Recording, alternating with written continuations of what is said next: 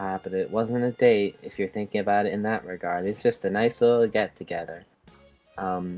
He found me late at night looking at plans, looking at little stuff that were in Goodman's not drawer. And we went and had a fun time, even visited our Ava. That was fun. I tried to convert Michael just a little bit, not too much, if he wants to. And Sachiko, in the meanwhile, we're having a fun time playing snowball fights and shopping for suits and stuff. And after the fact, after everything's all done, the Goodman finally come back home, and Sachiko is able to reconcile with Ayaka. And you mean it? You're gonna tell her everything about yourself? I sure hope that's filtered. Anyways, next time on Evangelion, Adeptus version. Right here, right now, Reiner. Right here. Thank you, I'm Henrietta. I'm the armored Ava. Michael over there is a colossal Ava. He's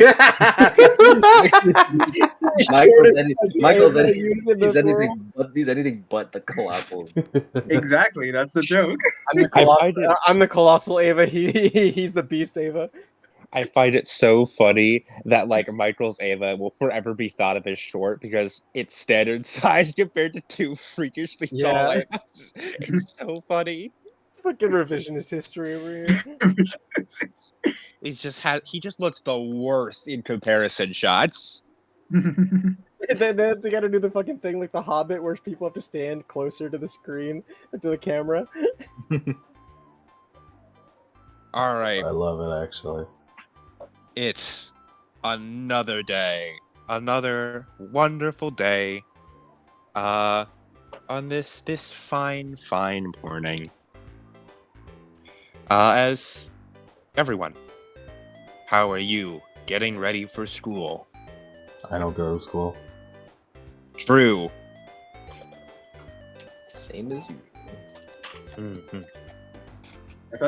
Sachiko goes through her normal routine, and like she's already like awake, but like way earlier than everyone. She's already got everything done aside from breakfast, and then just by the time that everyone like comes to breakfast, hey, she's been growing out her hair throughout this past few months. Just now slightly longer.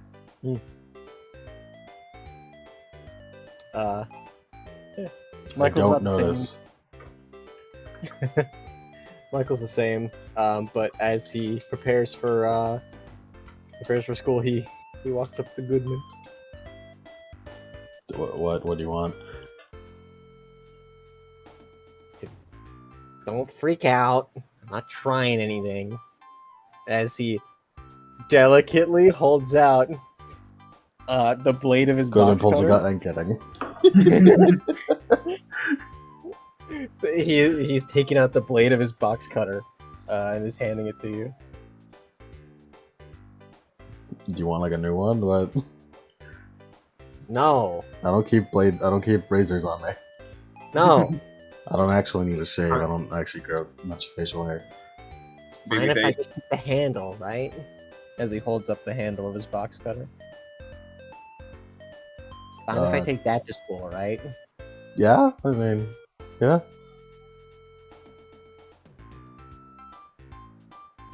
I'll keep this. I'll put this in the medicine cabinet. Yeah, it works. I mean, I guess technically. Yeah, that's where we're supposed to keep them. Yeah, but it's like medicine cabinet. This is medicine, just in case NERV finds out I know about aliens. Just in case. Just in case. Just in case. It's a surprise tool that will help you later. Michael, did you know that American Homes put holes here in the medicine cabinet, but all it does is like put it inside the wall, so when you throw away razors, actually it just stores them inside your walls. Wow. Anyways, you should go to school now. Yippee! Yippee! Michael. Your memento is not damaged, but it is, not complete. You do still have the handle, though. So it still gives you some measure of comfort. Mm. So you still have a penalty, but it is a -5 rather than a -10.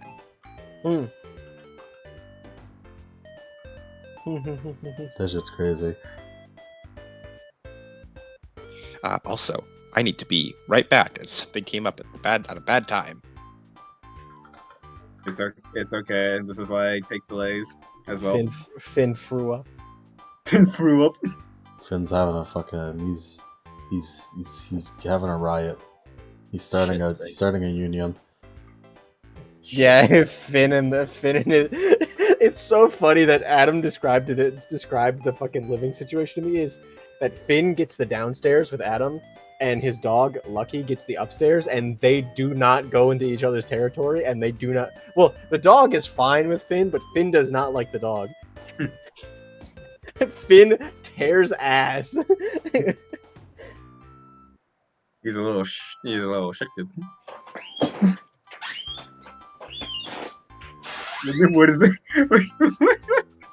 What did I just find?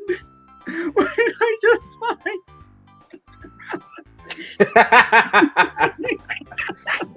Holy shit! Oh, hold on. That's a parody of the fucking Zootopia. Wait, Zootopia? Wait, huh? The Zootopia one.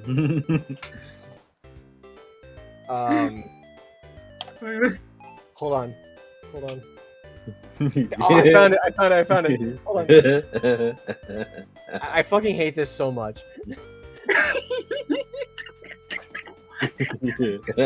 Okay, I am back.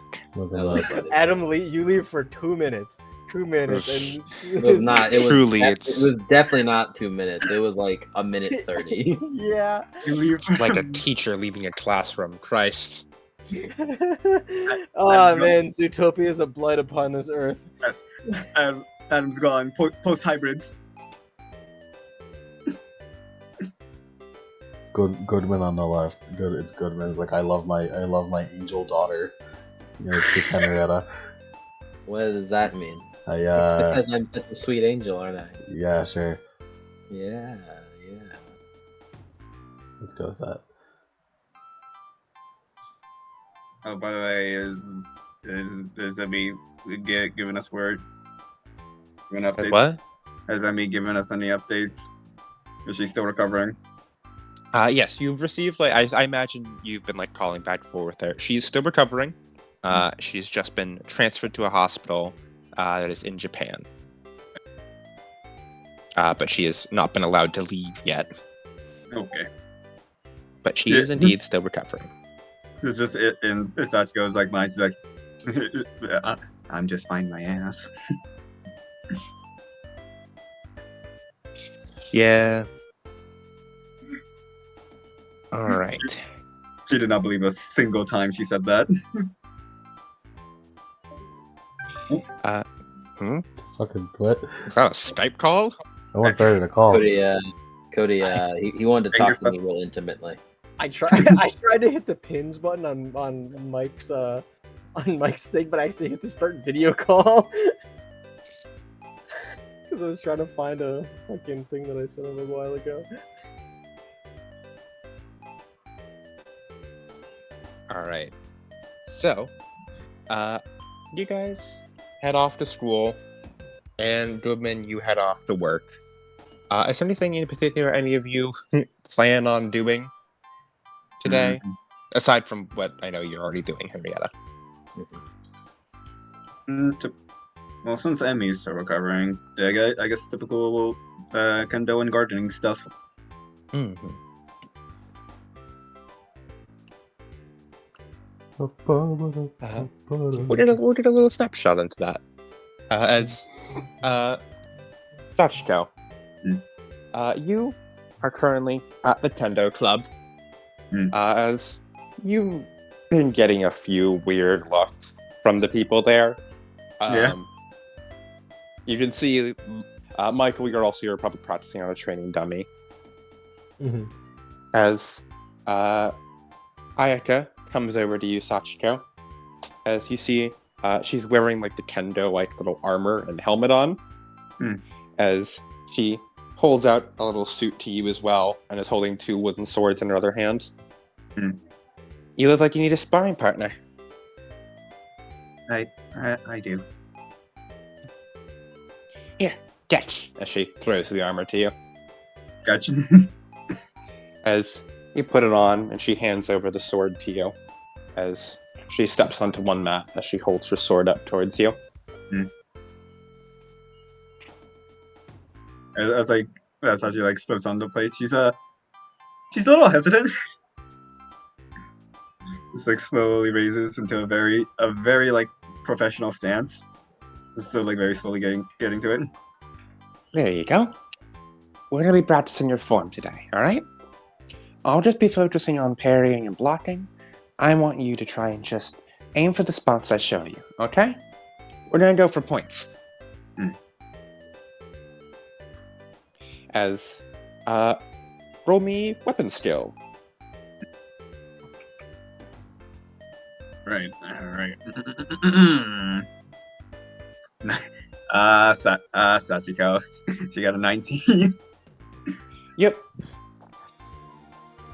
Your forces are powerful, but not bone-cracking powerful or enough to, like, seriously injure, especially through the armor.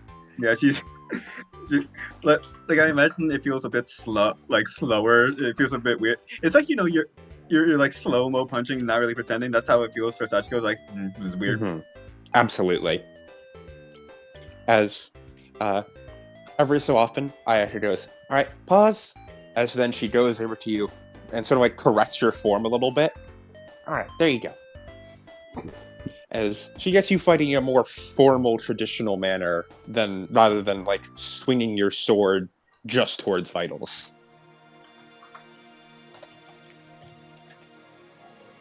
As you have a very productive training session. And after roughly like 20 minutes of this, Ayaka holds her sword down. All right, break time. Good work, Sashi. She bows. Ayaka bows back as she takes off her helmet and shakes her hair out. As she's gonna just go over, grab some water, and you guys the rest of you have a nice day.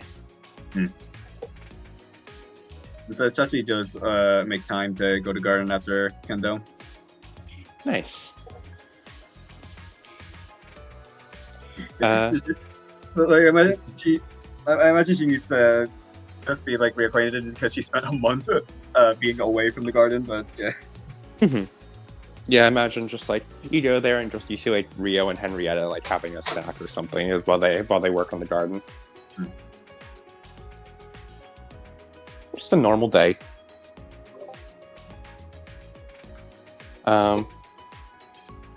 As you just work the garden for a little bit.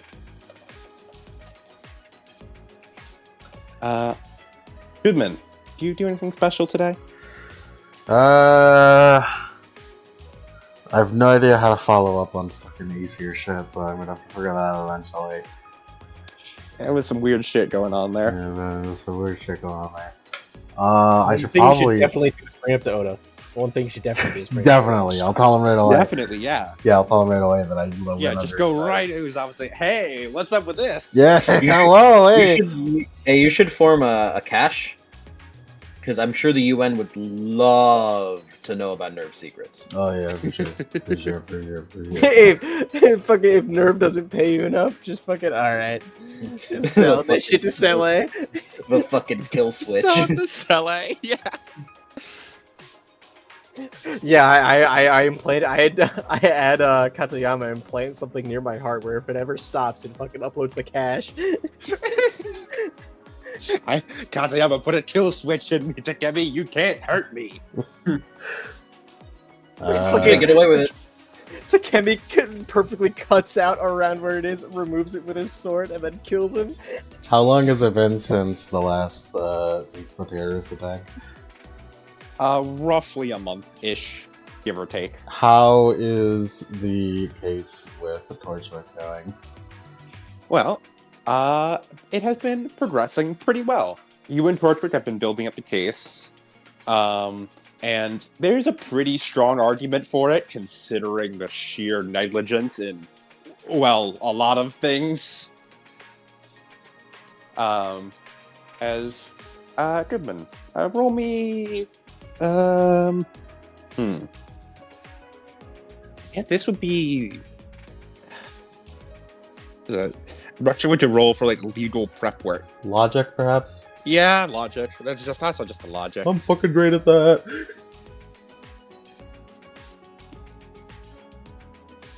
I have plus 30 to fucking logic. Logical. Just interesting. Just gotta get under 70. This will be great, guys. 38. I'm fine. Yeah, we're good. Yeah, it's been progressing very well. You expect with at the rate things are going, you'll be able to get quite the hefty payout from these guys. Not going to my pockets at all. Straight Nope, to me. not in the slightest. Woo. Hey, at the very least, it wastes Torchwick's time. That is my intention, correct? As you think, I imagine you like a meeting with him in person. Yeah, we both live in Tokyo 3. Yes, currently, you're probably having like a cafe meeting with him, to discuss all this. It is currently you, Torchwick, and Detective Politan also just sort of sitting off to the side. the perpetual third wheel. As you're discussing the case, you notice Detective Politan seems to be just like flipping through a bunch of like physical photographs, and every so often shining a light at one of them.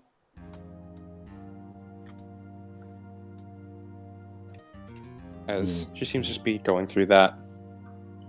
What? It's the light for. She looks up at you as she holds up a bunch of photographs taken of the strange cultist people, as well as just chaos caused during the terrorist attack. Judging by the camera angle being on the ground and the fact that she has them, presumably she is the one who took these photos. She was there. Yeah. As every so often she seems to like try and shine a light at one of the photos just to get a better view at it. And is just like narrowing her eyes, trying to see if there's anything she can make out from any of their faces.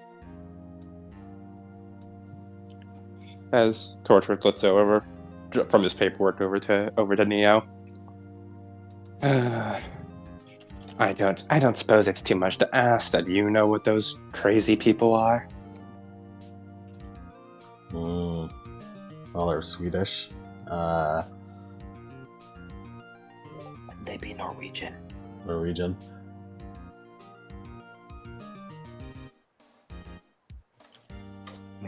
They were weird. They talked about. Did they talk about a doomsday? I don't remember if they did. They have like vague allusions to like doomsday, but like they mostly talked about like Dark God and like The Destroyer. The Destroyer. Yeah, they talked about a Dark God and a Destroyer. And they had one mention of a vessel. So clearly they're worshipping Xehanort. Clearly. Yeah, it was mostly just talk about like Dark Gods and the Destroyer. It feels like typical culture to me, honestly. As Paladin like looks over at you and then like rolls her eyes before like pointing to like one of the photos and then shrugging. Detective Paladin is saying that we haven't heard anything about these people before this. If they're this big, there was certainly a lot of them. Surely there'd be some sort of news about recruitments or anything like that. Maybe it happened in a foreign country. Well, then why come to London of all places? I mean, if they wanted to deliver a message, the least they could do was deliver it in one that was explainable to people. This was just senseless violence.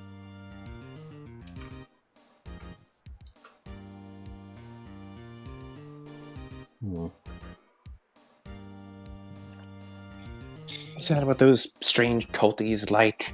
They have these messages for people?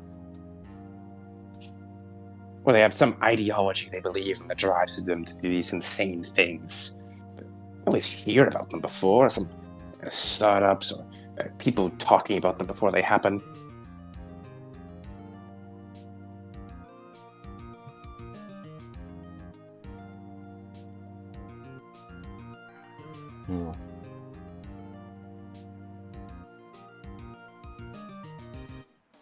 Nah, I got nothing. They just seem pretty well equipped, I guess. I mean, they were like not too well equipped. They were more well equipped than anyone should be, but like it was mostly like shitty AKs and handguns. It wasn't like professional stuff.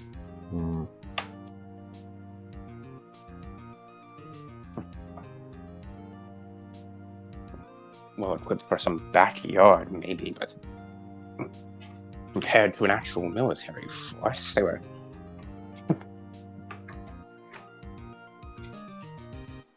Oh, what I wouldn't give to get my hands around the throat of whoever set all that up. Me too. Just Takami's in my brain. The Detective Paulton minds a throttling action.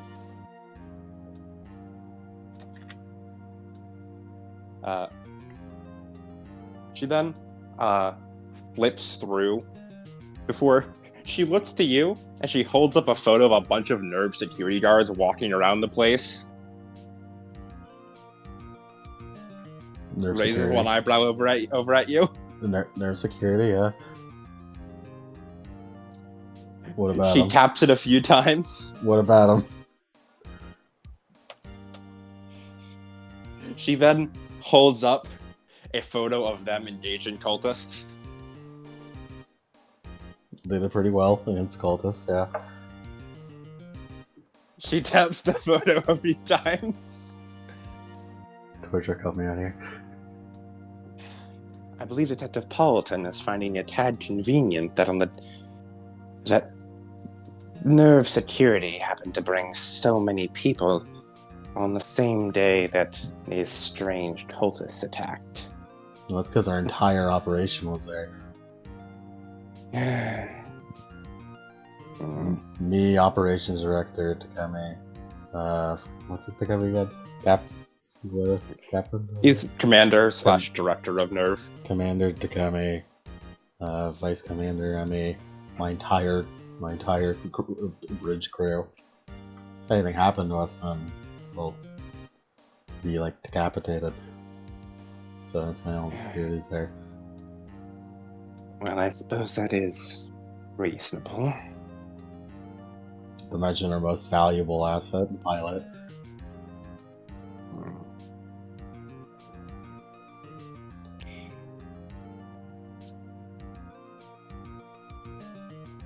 As Detective Paulton just goes back to looking through the photos. Do you have anything you talked about with Torchwick?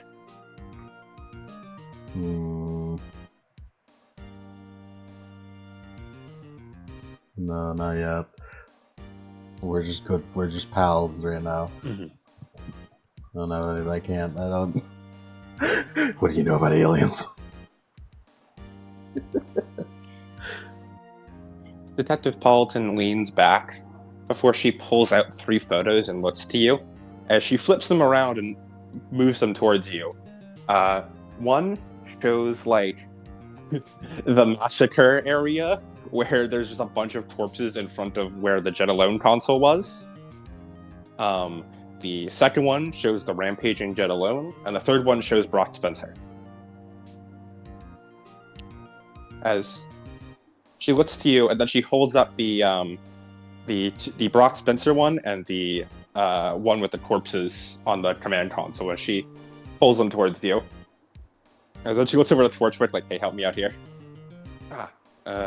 I believe that Detective Paulton wants to confirm something with you. He wants to know, from your account, was the command console that difficult to operate? I'm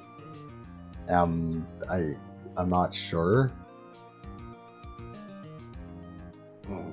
Spencer's I hate to admit it, Spencer's a very intelligent guy. But any of us definitely couldn't have done it. But maybe, I don't know if that's just a lack of experience with technology or it was just that high level.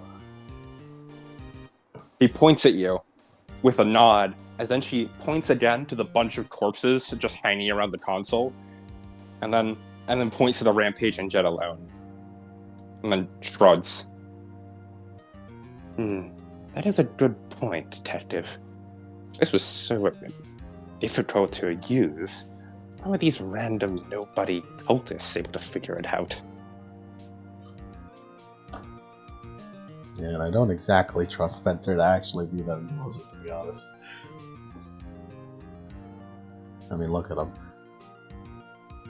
Holds up an ID of Spencer. She looks at the photo she took of him, sort of holds it to the side, tilts her head, shrugs. This man being intelligent would not hold up in court. She sort of flips through before she holds up another photo of the of the hell armor.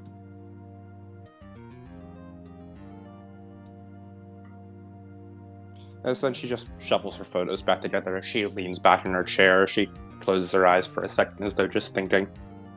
And she spends the rest of the meeting doing that.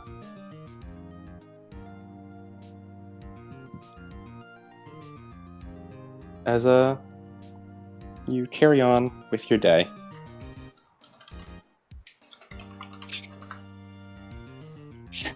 Alright, bitch, call your lawyer. Hey, I'm 50 and I'm smarter than you. Smarter.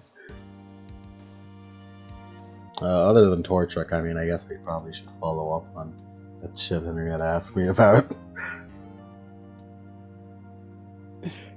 Mm-hmm. The one with the burnt, the gang and the burning. Mm-hmm. Well, the hidden cameras is the part you're really looking at. Oh yeah, the hidden cameras. Right there. Because you think it was a targeted attack. So how do you go looking into that? Henrietta said something about a cop investigating. Yeah, she said that Uro's stepdad was a detective. What's her last name? Yamada. Actually, Right. I would say, would you know that? I mean, she shows up at the house fairly often, so They're Japanese, so they would introduce themselves by last name. that's true. Yeah. I'll go find a Detective Yamada. Mm-hmm. That is investigations. Woo! External investigations. Good game. Okay, that requires a roll. So how do you want to go looking for him? That should probably be inquiry, because I'm inquiring about someone. Could also just be logic if I just want to look them up on a fucking website or something. It's like let's look who's hired by the police. I think inquiry is to be needed here. I mean, I think you could roll both actually if you want to do both scenarios. I'll probably just call and inquire first, and then if some bullshit goes through, I'll have to logic my way out.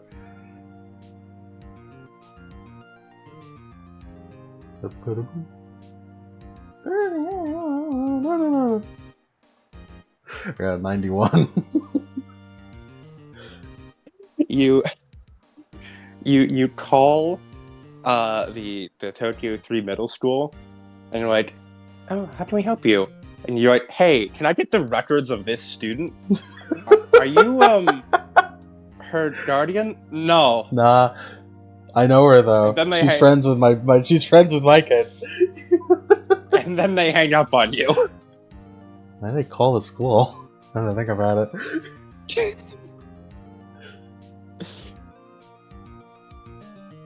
I'm calling the police. No, you called the school so you can get an in with the police because they're going to call the cops on you for calling about such information, and then the cops are going to show up. Shit, you're right. No, wait, but when the cops show up, it'll be perfect. I could just ask them. Yeah. See, it's all part of Goodman's master plan. It's all part of my plan. I love that you're going through this like whole rigmarole of like calling all the cops when you just got done having lunch with a detective. He's not a police detective though, he's a private detective. She's a private detective. Who? Detective Neo? Neo, she's a private detective. She's not a police. She isn't. Is she a police detective? She's a police detective. You're way out of your fucking pay range, woman. Get back in your lane, bitch. She's a police detective. She just hangs out with Torchwood all the You're time. going above and beyond the Call of Duty, woman. I love that it's Goodman saying that. How dare you? How dare you work more than you should? Man who's working 2 jobs and being paid for half of one. Fucking hell.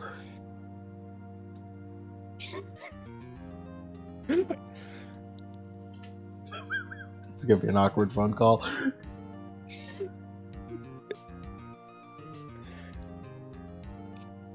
Alright, what's your next Steve Goodman? I text Neo because I realized phone calling her would be stupid.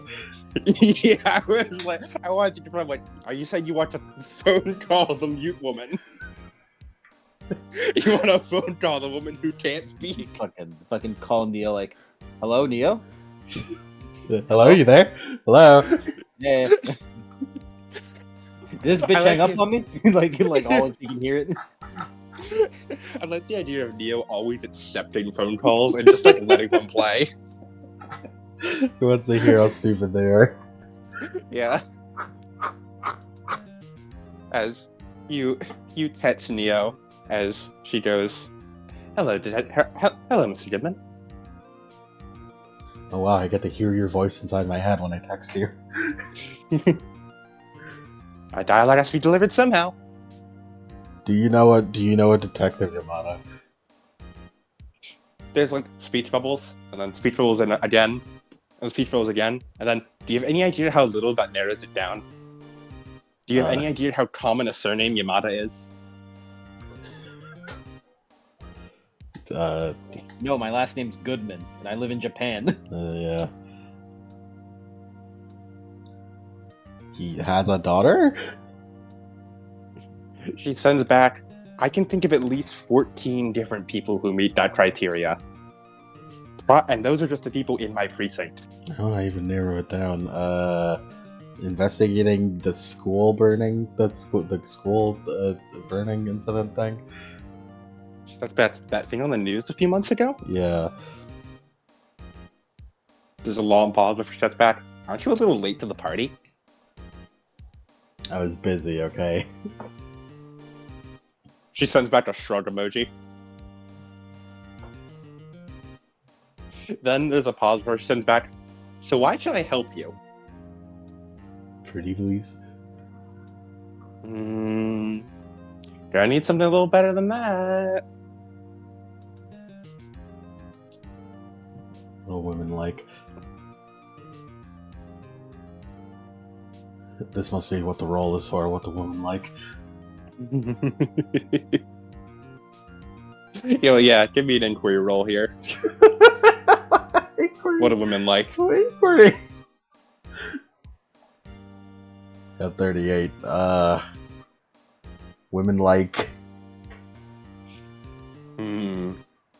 Well, Given that she's a detective, I mean, this is not your first time gathering secrets with someone. What if she's just like Akash? What if women like gossip and secrets? Women like incriminating evidence. Women love incriminating evidence. Women love behind the doors secrecy.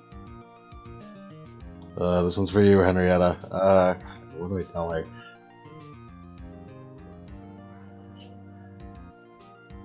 Women also love just the idea of being in on something. Considering she hangs out with Torchwood so much, she must like investigating and just being involved with this kind of shit. So it could probably leverage the idea of being involved with something. The work itself being a reward. Do you know the person on my bridge crew by the name of Edward Pendleton? She texts back, I'm familiar with him. I've attempted to get a few statements out of him after a couple angel attacks. I've told all my crew not to talk to you, so don't try that. Your crew are surprisingly tight-lipped. Impressive coming from a mute person. Well, word on the street is that he has a very obvious crush on the other bridge crew member, Kotoko. There's a pause for touchback. Now I know you're playing me. Oh, you don't even I'm know. Into it. You don't even know the best worst part. Question mark. Kotoko definitely has a crush with other NERV lady. What's her name? Cassidy Bird. There's shocked emoji, followed by, in parentheses, I have no idea who that is. She's from NERV America? Yeah. Area 51. In NERV Area 51.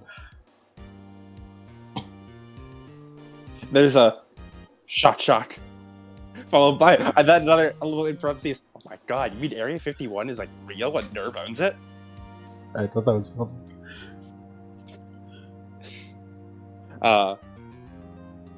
And like, then she just sends back like a bunch of smiley faces. You know, this may be the most ham-fisted bribe I've ever been given, but it's technically not a bribe, so I'll take it. It's just gossip. Wait, you've been bribed before? She's a cop. So, what's got you so interested in this fire anyway? It's a favor.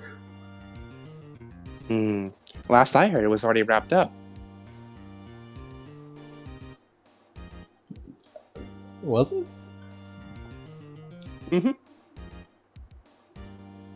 mean, do you send her that? Yeah. Yeah. From what I heard, apparently those guys were already caught. It was some gang or something.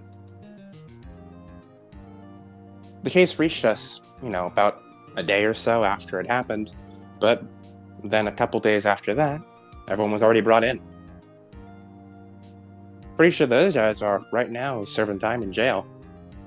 For, well, a lot of offenses. I'm investigating because of what Henrietta told me, which was the camera thing.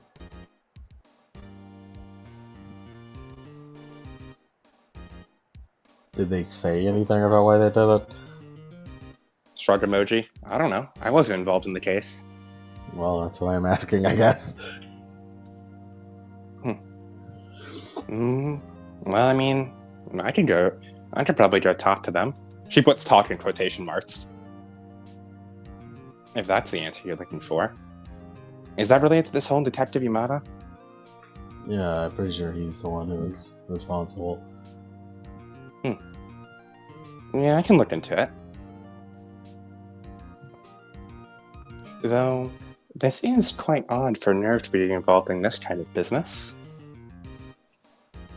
I can't imagine this is just innocent curiosity from a local lawyer.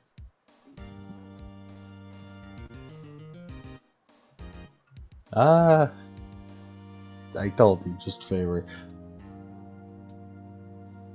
That implies there's someone else who has a vested interest in learning about this case. That greenhouse was important to the kids. You think there's someone else who did it, don't you? If you didn't, you would have stopped asking after I told you the person was already caught. No. Interesting. The N is like goes like for 3 like lines long, and there's like a tilde at the end. Well, consider me intrigued. I'll be looking into this then. Oh, great. Have a nice day, Mr. Goodman. Good luck with your case. Ugh. Does he put your phone back in your pocket?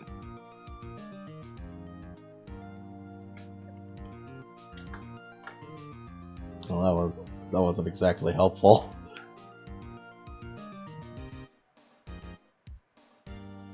I know less or more than when I started at the technically. Yeah, nothing to tell him really yet. Great. I'm gonna go drink. Gotta go eat ice cream. In the middle of the day. That's all I got. Alright. I'm gonna quickly use the bathroom, and then I'll be right back.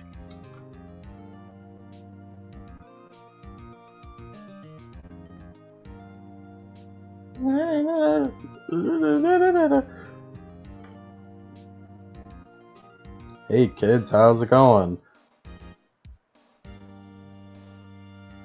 Kids? Why'd you make that sound? That's me yelling. I hate you, actually. You're like a fucking Muppet.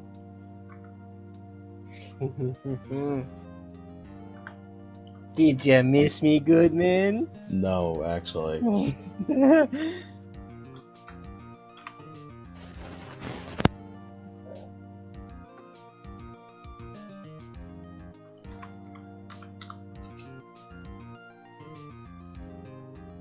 If there was any pilot I wish death upon, it would be you. But I don't, because I want you to become Aaron Yeager instead. What is your obsession with Aaron Yeager? Aaron Yeager. Aaron Yeager. Are you? Wait a minute, Goodman. You're obsessed with making him Aaron Yeager. Doesn't that make you a Yeagerist? I suppose it does. No, you Doesn't see. that? No, doesn't that make you? Doesn't that make you like Flock?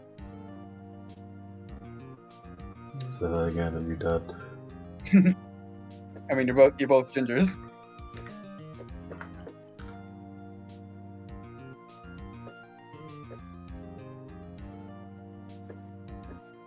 I'm back. I got burgers.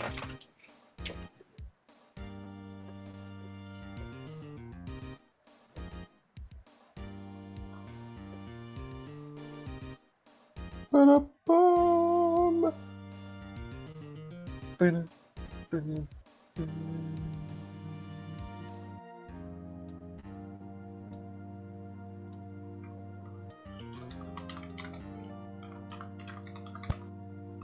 By next session, I'm working on something.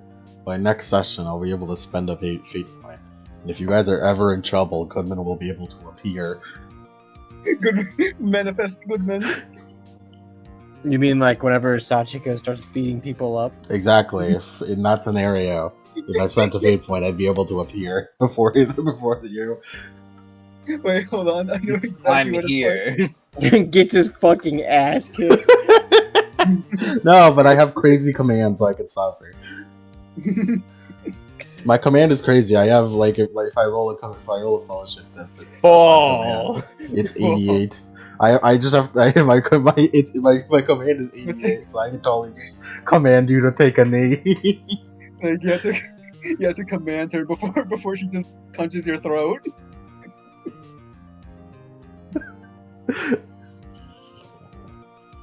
Wait, hold on. I'm motherfucking Odo.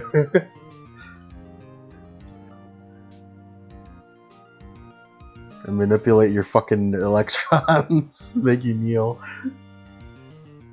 Weighted words. Hold on. Yeah, I got weighted words.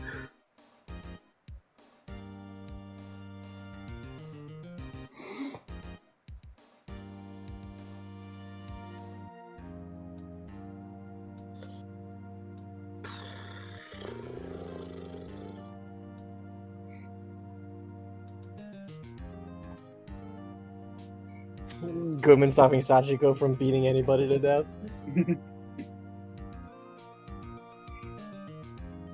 I like to imagine it's like one scene he's like at NERV, he spends a fate point, he just teleports to do this pose.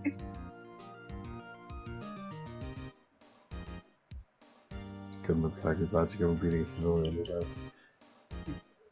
That's me. Hey, that's me. Hey, that's me. Well, Goodman. You're probably wondering how I got into this situation. Well, you see, it's quite simple. I spent a fate point. Angels call me the drink. No, they call you the milkshake.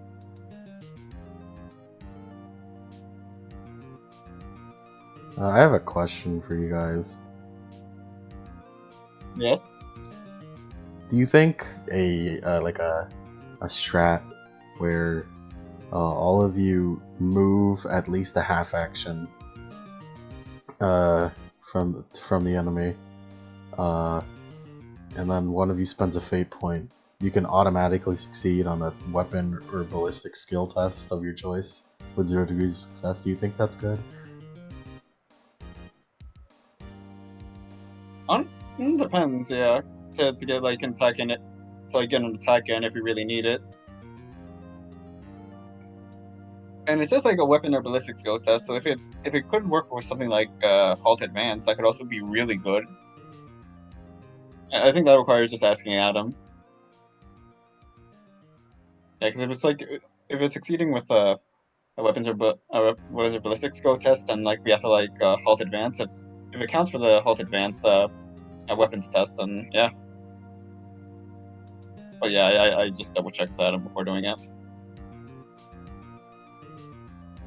What about if I had you hold your action till the end of the initiative order, and then all of you make a half-action attack against the same target, and then if all 3 attack hits, the target can't dodge or parry any of them, but they can still use deflection. Ooh, that's pretty good. Here's the thing: Michael just charges all the fucking time. He's a raging. He's a raging. I can command you to stop. Don't worry. No, it's not that I'm raging. I got the ability which makes me not rage like a fucking autist all the time. It's just that charging is just beneficial to me.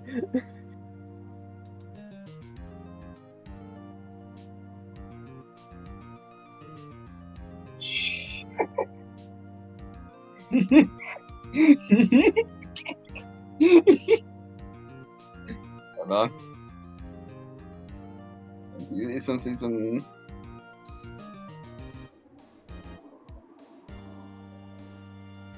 Okay, so imagine 2 burgers.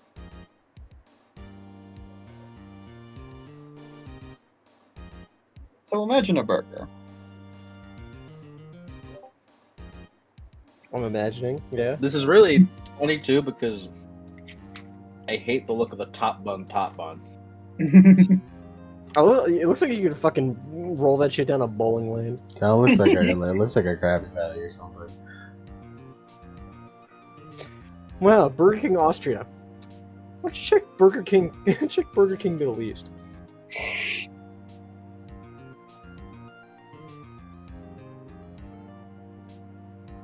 I am back. Welcome back. Hello. In my wake, I leave a complete lack of Advil and a clogged toilet. What? No, Adam's toilets are really fucking easy to clog. Okay, that's less concerning, but also. There's there was a moment where I was talking to Mike. It's like, Mike, what the fuck do I do? Because I clogged Adam's toilet, and let me pull up the pin because he was like, fucking, oh yeah, I'm texting Adam about mage rules right now, and I'm talking to you about how you can't fucking unclog his toilet, about how you can't flush shit down his toilet. That was what it was. And when you post after that, it was like fucking, Virgin Massachusetts piping versus Pennsylvania log. log. Yeah, the Massachusetts piping is so bad. Show. It's so bad out here, man. Massachusetts. I need to see that right now, Cody. Send it. I'm finding it.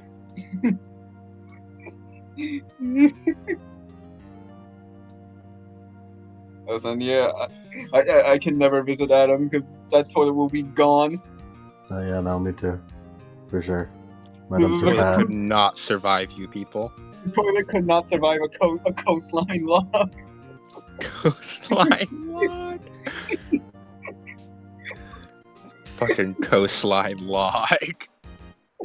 The closer you are to the sea, the more powerful it is.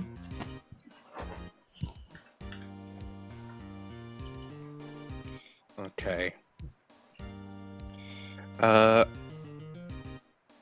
Well, let us resume. Does anyone else have anything they want to do today? Henrietta? You know. Yeah, other than Henrietta. Michael.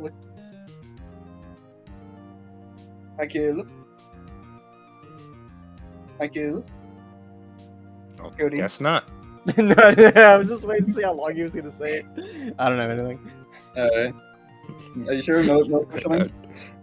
No questions? See Adam right now. Made sure to go back here and get flush shit down his toilet. Bacon Ripper Lock. Go to I would like it to be known that whenever that happened to me, the fucking Rooster Teeth animated adventure of Michael punching poo was astrally projected in my head, and I had to make a choice, and I chose no. I will not repeat the mistakes of the past. Listen, Cody. You go to Massachusetts. You show that toilet a real river monster.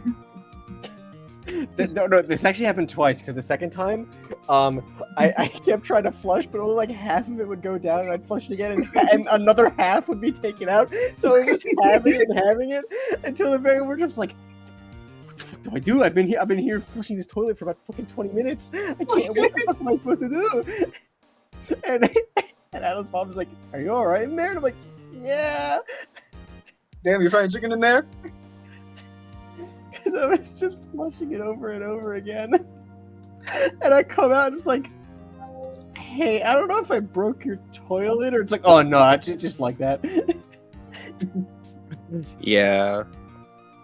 It's just fucking like that. It was a funny time. Alright. In that case, I think we can do Henrietta. I'm going to assume it's a tonal shift. I'm glad you assumed that with Henrietta. I mean, Anyway. especially after last session.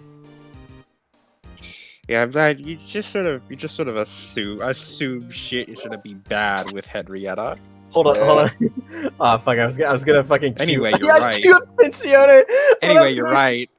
What I was gonna do is I was gonna go fucking. It's like, all right, Henrietta, it's your turn, and play fucking L's theme. Henrietta. Henrietta, you are sitting at your little garden by yourself. School is ended by this point, and where everyone else has gone home, you have headed out to go work on your garden. I have informed, like the maids and stuff, to tell Goodman, be like, I'm gonna be home a little late, because I'm just gonna, be at my garden, just attending to it real quick. As you are sitting here, looking out at your plants, a little bit of supplies you brought with you, and a water bottle full of LCL.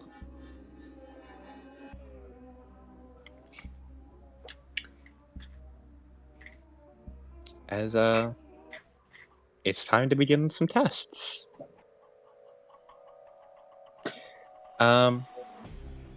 You Tensione feels a little too intense. Give me some a little still unsettling, but a little calmer. Yeah. You guys can go with whatever. Tensione is just a little too intense. It's very intense. Dying Light the following? Sure. Hold on. Yeah, give me Dying Light the following. I was gonna play something from the dot flow. Tensione is too intense for this. Okay. Henrietta, you get like a little hot plate you took with you. Mm-hmm. As you put a little bit of the sap onto the hot plate, and Was she able to get some like a couple like cups and beakers? Yeah, I got cups and beakers. Mm-hmm. You took a little bit from the science lab. Of course, you're gonna wash them and return them later, as any responsible person would do. Mm-hmm. So I think first and foremost, I'd like to test its pH. Mm-hmm. You go in. You get like one of those little pH strips that they had stored. As you put it in there, pull it out, and it seems to be about a 6.5. Holds it out.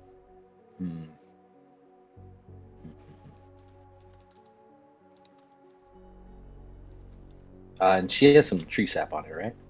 Mm-hmm. She's gonna test that one out as well.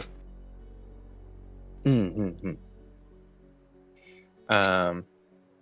As you know, like some sap of like the local trees, and it seems that there's a bit of a range of tree sap. As this one, it seems to be roughly about like it ranges in the 6 to 7 range for the trees around here.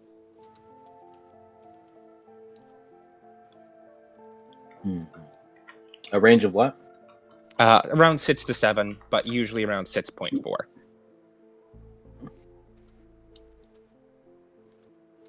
Okay.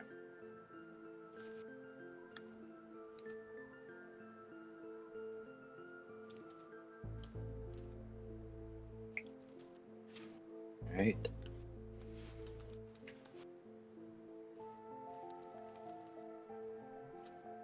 All right, cool. As Henrietta is then going to pour a little bit in a beaker, kind of twirl it around a little bit, and is going to set it on the hot plate and begin turning it on. And as she's doing that, she's going to pour out a tiny bit more into another beaker. And was she able to get a cooler? Yeah. All right. She puts that beaker within the cooler filled with ice, and then kind of closes it up. So observe that a little bit later. What does it do under heat?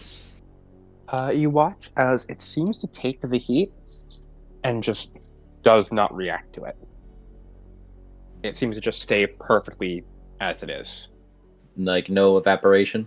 No evaporation. Okay. And she'll test it with regular tree sap as well? This one seems like not quite like smolder, but it like heats up and sort of like not like it's like solidifies a bit more as it congeals together a lot more and has some slight evaporation.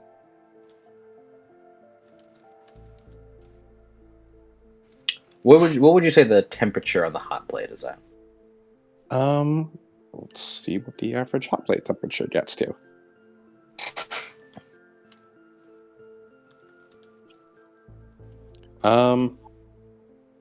I'd say this one probably gets to like maybe like 400-ish Fahrenheit. Mm-hmm. So it doesn't react at that level, and that should be around as best as she can get it. Mm-hmm. For a hot plate. She's gonna take like a little pliers, lift it off the hot plate, and set it down. After waiting a minute, she's gonna take a water bottle and pour it in. Mhm. You notice that it seems to ever so slightly melt the plastic of the water bottle, as though it got hot, but it just didn't change states at all. The plastic of the water bottle. Mm-hmm. Yeah, the plastic water bottle melts a little, but the LCL sap seems like it got really hot. It just didn't change the state at all. But it retained heat enough to melt the plastic a little bit. I was pouring the water in. Oh, you poured the water in. Yeah, no, I'm not putting. Sorry, I thought you were pouring it into a water bottle. No, I'm pouring water into the beaker with it. Mm-hmm. You pour the water in, and you do see instead of you see the water starts bubbling a little. It's probably distilled water, I should say. Mm-hmm. Yeah, the water bubbles a little. It seems to fizzle from the heat, as then you mix it around a little. And it seems like the water almost mixes in with the sap. It reminds you of the way baking powder mixes in with other ingredients when baking.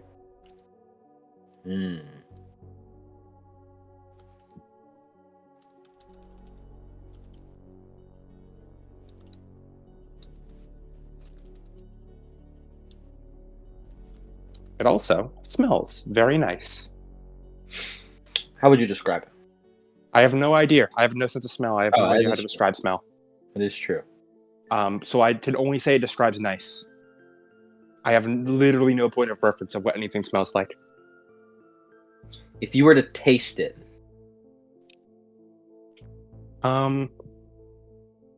it reminds you of a sunny day, fresh after rain.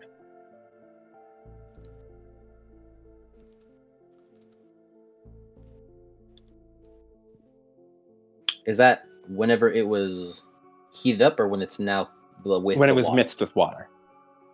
Okay.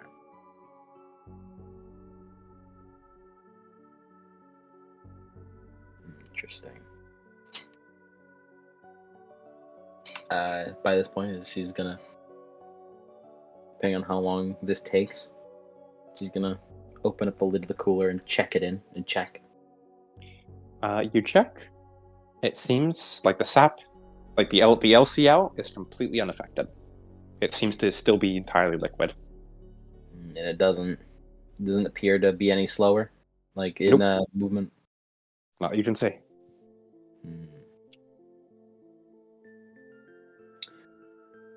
She's gonna try to dribble a little bit of the cold LCL in with the hot LCL sap with the water in it. You're gonna see if the difference in the two temperatures changes its reaction at all. You see, you dribble it in, and there's a lot of some steam seems to come out. As there's a little, not torrent of steam, but just a big a little tiny burst of steam before the LCL just sort of moves around a little bit, and then not moves in it's moving on its own, but it's sort of just from the motion. And then just sort of seems to settle back down. As Henrietta kind of looks down at it.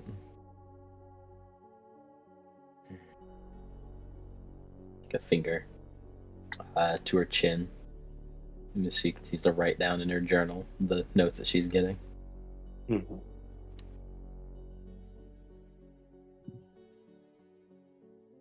She's going to run the same tests on regular tree sap and note how differently it reacts. The regular tree sap, as before, sort of smoldered a little with the hot plate and sort of congealed together. When put in the cooler, it sort of got a lot slower and didn't quite freeze together, but got fairly close to it. And when mixed together, they didn't mix quite as well and tended to stay a bit more separate.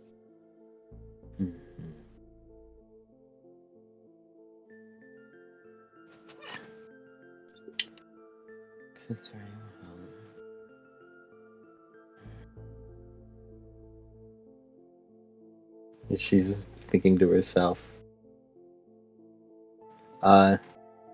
As she's gonna,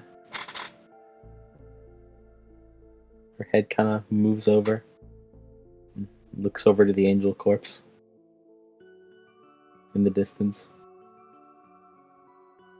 And she's gonna, as like a kind of sort of improvised test, she's gonna sort of hide her stuff a bit. And she's gonna like open up a bag of like a bag of like her trail mix, and she's gonna like put it in there, and she's going to see just to see how it reacts whenever she leaves it there like that. Mm-hmm. So what is she doing?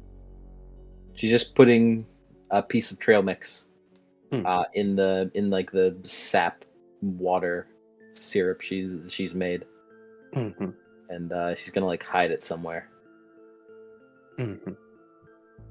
Did you put like some one piece or like a little like handful? Probably like just two pieces, just to. Mm-hmm. As she's gonna look back to the corpse, and stand up. She's gonna start making her way towards it. As you walk out from the hills, as you head down towards the city, step by step by step, walking through the city streets, taking every turn perfectly, as you arrive a little bit a ways from where the protective blockade has been set up around the angel's corpse. There's a few NERV people just sort of hanging around, every so often like patrolling the area to make sure there's people don't just, go rummaging around in there. Mm-hmm. You see a few construction teams still trying to break it apart. They've had progress over the weeks. It's slow but steady progress. How much longer do they have in their shift?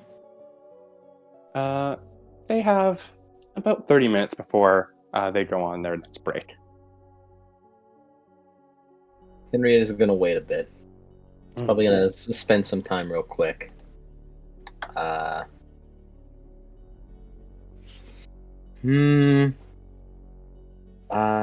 She's gonna spend some time real quick. Does she have money on her? Yeah, I'd say you have like a little allowance. All right, let me check something real quick.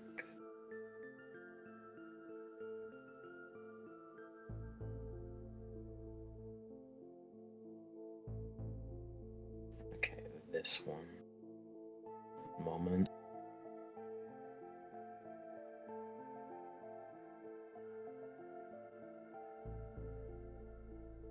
Okay.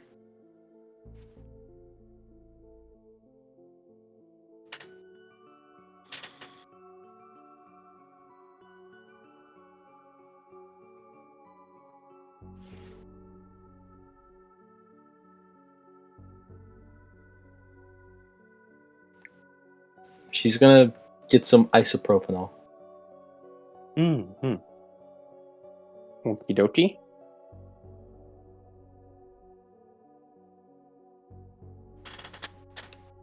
She's gonna get some isopropanol while they're doing that. Mm-hmm.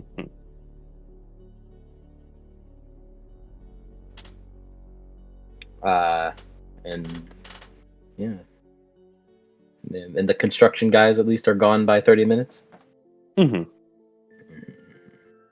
Okay.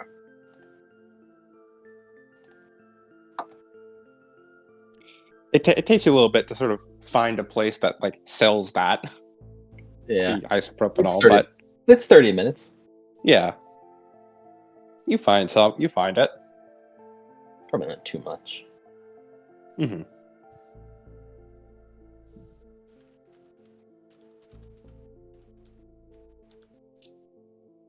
Pretty much, yeah. That's just the alcohol, isn't it? The construction crew heads out to they go towards one of the local local burger places. As it's just a few guards just sort of patrolling around. None of them are particularly alert because they've been doing this for months now, almost 2 months, and they're it's routine. They aren't too bothered. Yeah. Henrietta's gonna try to sneak over to where she can see a good place to get close, where there's an opening within its skin. This will be a silent move roll for me. It will be. Do the fate points become sync ratio apply out of piloting? If I spend a fate point to re-roll. For you, yes. Okay, cool. It doesn't matter. I got an 8. Outstanding. It doesn't matter. Script wants me to win this one, I guess.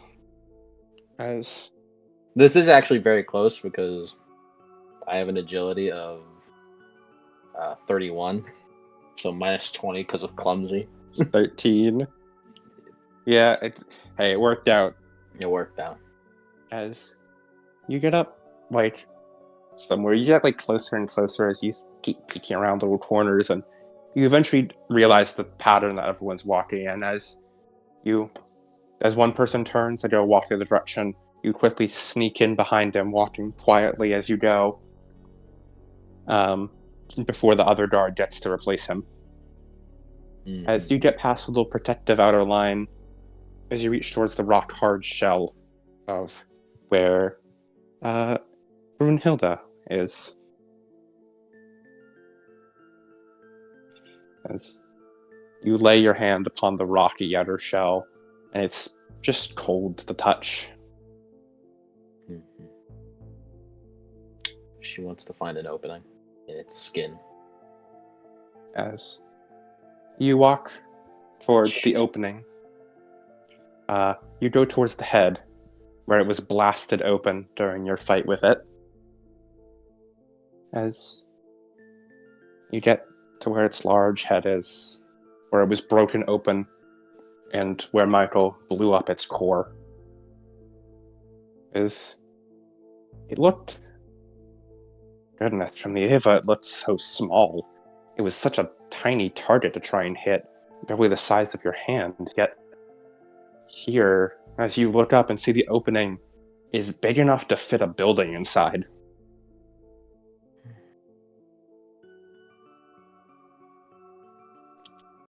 As you have to climb up and struggle to get over where the gap from the wall is.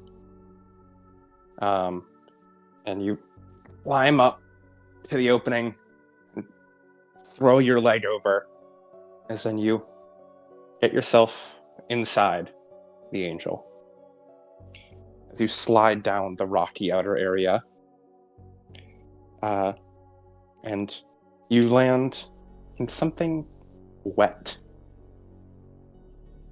As when you come to a stop and look down, you realize you're in a little puddle of that same LCL-like sap. However, it looks redder. It seems to have the same consistency, but it's a lot redder. Henrietta's eyes kind of widened a tad bit. She kneels down with another bottle. It's gonna fill it up. As you fill it up, close it off, and put it back in your backpack. You can feel it stuck to your fingers. It doesn't really feel unnatural. It almost kind of reminds you of when you're in the Eva. The LCL surrounding you, moving fluidly like water. In that brief moment when you're first in the Eva, before they actually do whatever it is they do to make it breathable and movable, when it's just more of a thick liquid that you're pushing through before the Eva turns on. I'm pretty sure it's when they electrify it. It is, yeah. I've heard. Mm-hmm. That's Henrietta. I don't really have the means to do that at the moment.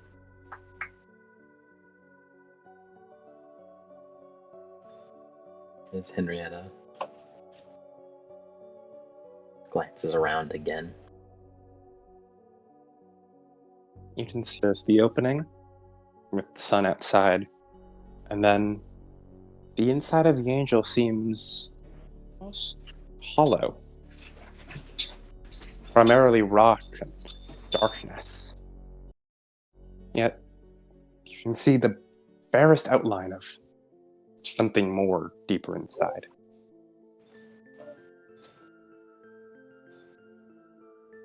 I suppose I'm already here. She's gonna You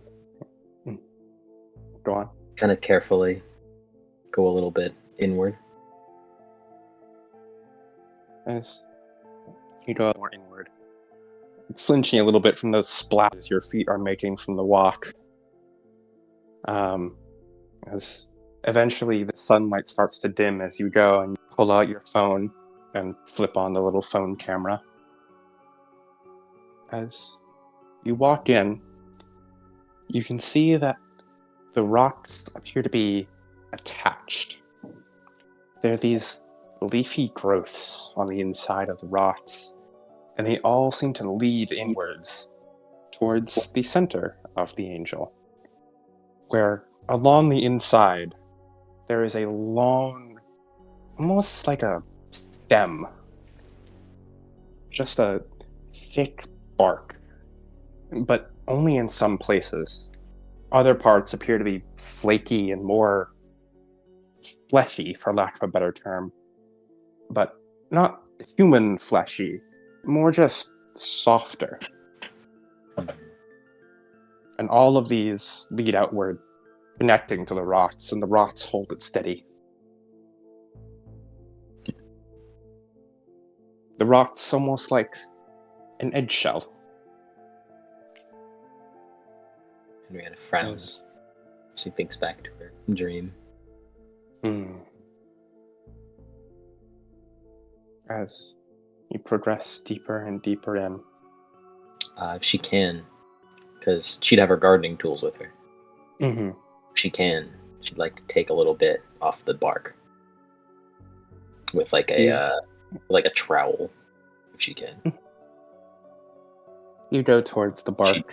She'd put it in probably a Tupperware she took with her. Mm-hmm. You take a trowel from your backpack, and you push it into the bark and slowly start carving away. Make me a survival roll for this, please. Yes, sir. Alright. It's an intro. I have +10.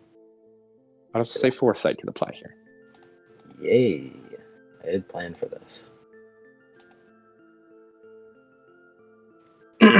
Fate point. I got a 90. Fate point. I had a 61 on that roll. I had a 61 to beat on that roll. Well, That's why we got the fate points. Yeah, that's why we got them. That's why I've got 3 of them. Yahoo. That's a 44. Mm-hmm. As you carve away a bit of the bark, as you pull it off and into one of the Tupperware containers. As you can see, when you do, there's a slight, fresh burst of red, deep, dark red LCL come out from where you cut. Darker than the one that she collected earlier? Darker than the one you collected earlier. It's probably pure. She's gonna collect that as well. Mm-hmm. You collect it. Water bottles. Henrietta just has a bottle of water bottles and Tupperwares and a backpack filled with fucking illegal lore fucking items. Key Backpack items. filled with incriminating evidence. She's gonna have to hide this well. Watching it pour down, something stirs in you. You feel something tugging the back of your brain.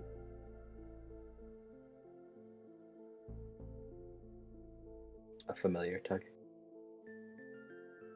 Very familiar. She'll kind of look towards it and back away a bit.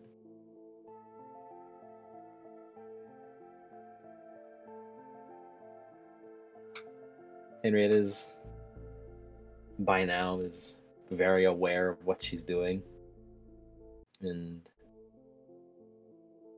he's getting a little more nervous at how deep she may be going. But she kind of thinks to herself, and she has to find some kind of answer. So she's gonna go a little more deeper in. She kind of steels herself. As you walk deeper and deeper and deeper into the angel, you run your hand along its center, feeling the mix of bark and flesh, the occasional spurt of red LCL pour over your fingers. Deeper, deeper, deeper you walk, until your hand comes to a stop. You aren't sure how you know, but you feel like this is the center of the angel. You've been walking for so long, yet this feels right. And you feel your hand push in a little bit towards the center, as it feels a bit more, like it has a bit more give to it. Henrietta's eyes widen a bit. She kind of thinks back to her pushing open O3's like reactive AT field. And she's gonna try to see. She's gonna try to play at it like that. Roll me sync ratio. 30. Perfect. Henrietta, if you have not already done so, now is the time for those 4 insanity points. 5 it was. Oh yes, 5. 5 insanity points.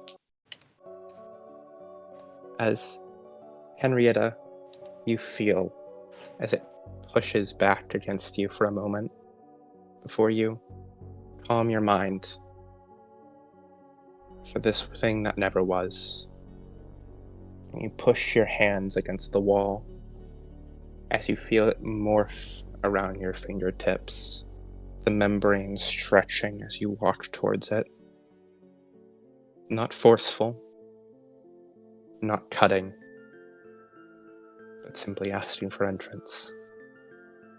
As it strains against your fingers for a moment, before you feel the first tear as the dam breaks and the wall splits apart from your fingertips, the membrane tearing as you walk through, an LCL pouring out across your arms, through your legs, and down across the path you came.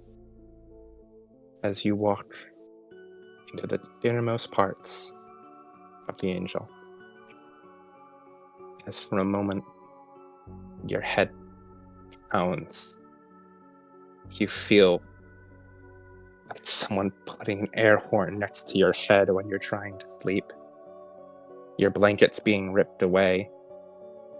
The sound of shouting as you're surrounded on all sides by walls of bark and flesh and LCL. As for a moment, your mind drifts and you see a large statue, a mural, one that displays a beautiful, beautiful woman with thousands of worshippers. You see endless seas of roots. You see the most beautiful of sights. The great tree spread its roots through the soil, sowing the seeds of life to the barren ground, and all is well. The rain fell from the sky, watering the roots of the great tree, and the seeds of life grew into fertile flowers, and all is well. The flowers cover the soil again and again, spreading their roots deep as they intertwine in the roots of the great tree. The flowers spread their roots deeper, never content with the soil and the bright sun, and steal the nutrients from the roots of the great tree. The once fertile soil is barren again. The water dries up and the sun dims. The great tree stretches into the sky, too far from the flowers to resist. And so the great tree sprouts branches, the long leaves covering the shining sun as the flowers are plunged into a darkness they created.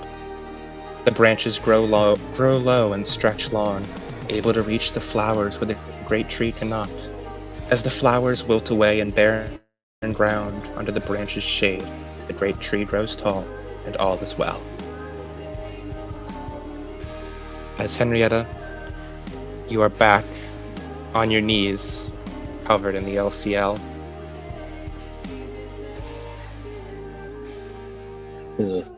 She's probably holding her head. Her eyes are getting watery. He's breathing heavily. He's shaking. Her head hurts.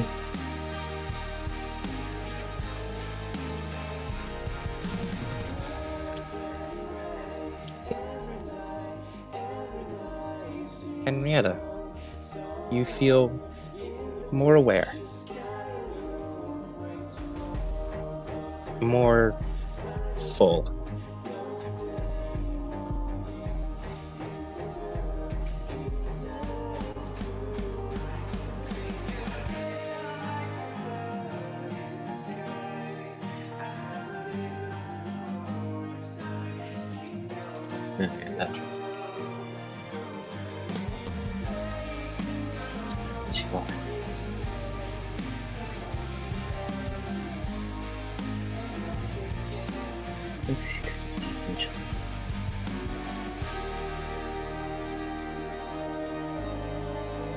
She looks around again.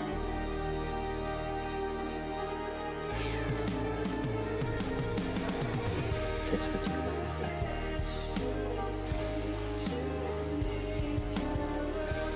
What is it?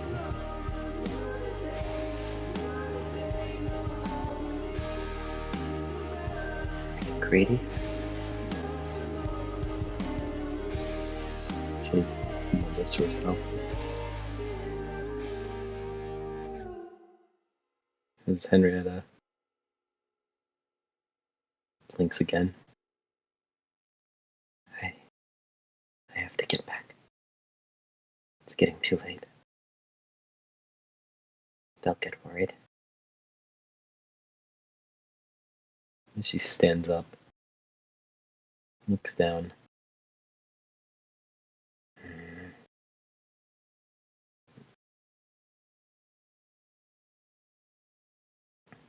Before she turns around and is going to try to sneak her way back home. Well, first she's going to go to a store and like with her allowance, get some replacement shoes and socks. And she's going to throw away her old pair. And she's going to try to get them like a school brand. Mm-hmm.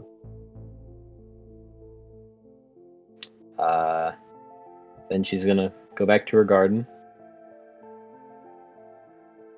On her mind, her eyes are sort of glazed over, as she doesn't really have. She has a lot of thoughts going through her head. She goes back to her place. She's gonna check on the LCL left behind.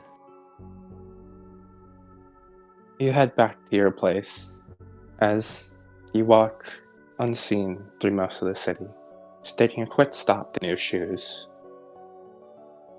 As you arrive back at the small garden you have out in the hills,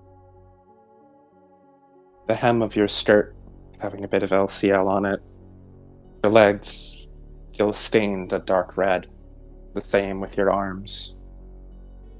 As you kneel down next to the little beaker and see the trail mix is gone.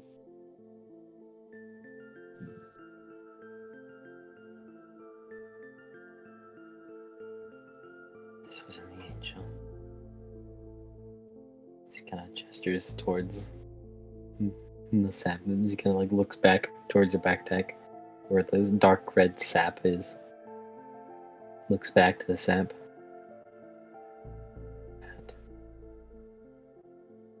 That was an 03.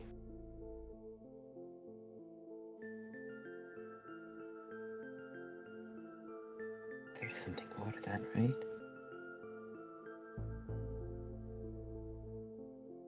And she clasps her hands for a moment. She... Oh Lord in heaven.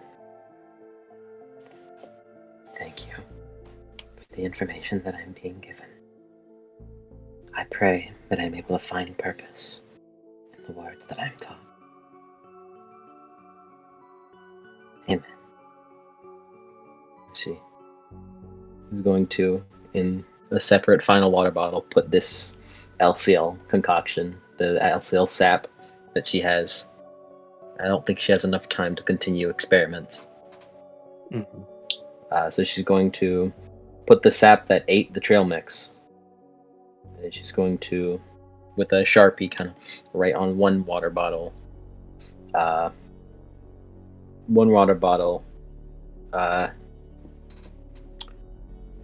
one with like the pure LCL sap that she got from Unit 03.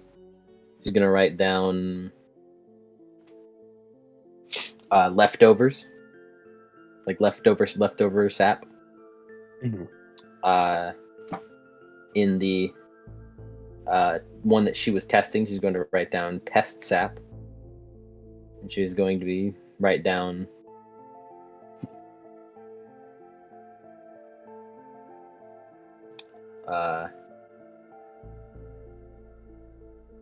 she's going to write down for the other two, the deep red ones. She's going to write down probably seed :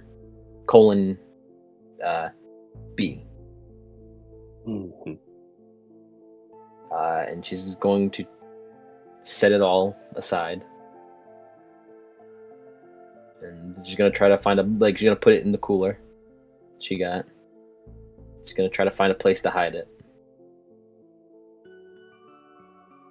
Well, considering this is your garden, not maybe we'll come up here aside from you, and it's not unusual for the soil to look disturbed. Mm-hmm. You make a small little dig. You dig down, and you bury the little cooler.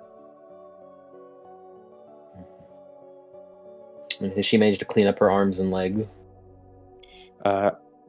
Yeah, you probably find you probably take one of your water bottles, and pour it over your arms and legs, which makes it just a little bit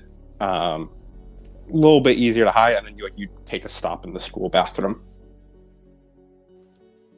Okay. Yeah, and she'll clean it all up before putting it back where they were supposed to be. Mm-hmm. After cleaning up, she's gonna head back home. Mm-hmm. She's kind of mumbling to herself. She's thinking this. So, branches are seeds. And the seeds are flowers.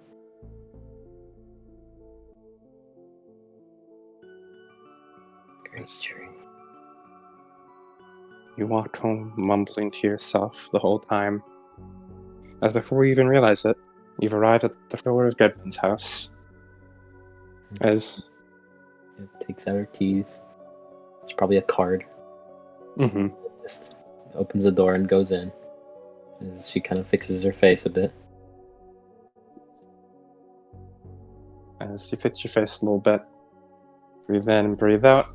Open the door as you walk in. As you see the usual sight. Sachiko, Michael, you guys are probably just watching a movie together right now. And eating ice cream. Sachiko wanted to watch rom-com, but Michael wants to watch Lord of the Rings. Again. So continued orange versus blue, yeah. Yeah. Yep. Hello. She's gonna like put her shoes to the side. Good afternoon, Henrietta. Sorry if I'm a bit late. Looks outside. Is it dark? It's pretty dark, yeah. There's more than a bit. I know, I just got kind of in the zone. In the zone. Are you sure you need assistance in your garden? If it takes this long. She shakes her head. No, I just did a lot of gardening. Okay. Gardening. Yarnaming? Yarnum. I said gardening. Hear the old stop, Henrietta. By the gods, fear it. Is Goodman here? Yeah, you're here. You just had a nice tub of ice cream. I'm drunk as hell. After that conversation with Detective Politan earlier. I can't dad right now. I'm drunk as hell. Well, roll carouse. Let's see if you did actually manage to get drunk. I hate rolling carouse. I keep getting not drunk when I want to be drunk. You drink to forget, but you always remember. 94, now I'm drunk. You did it. You finally managed to get drunk. Try to don't be that silly. Henrietta.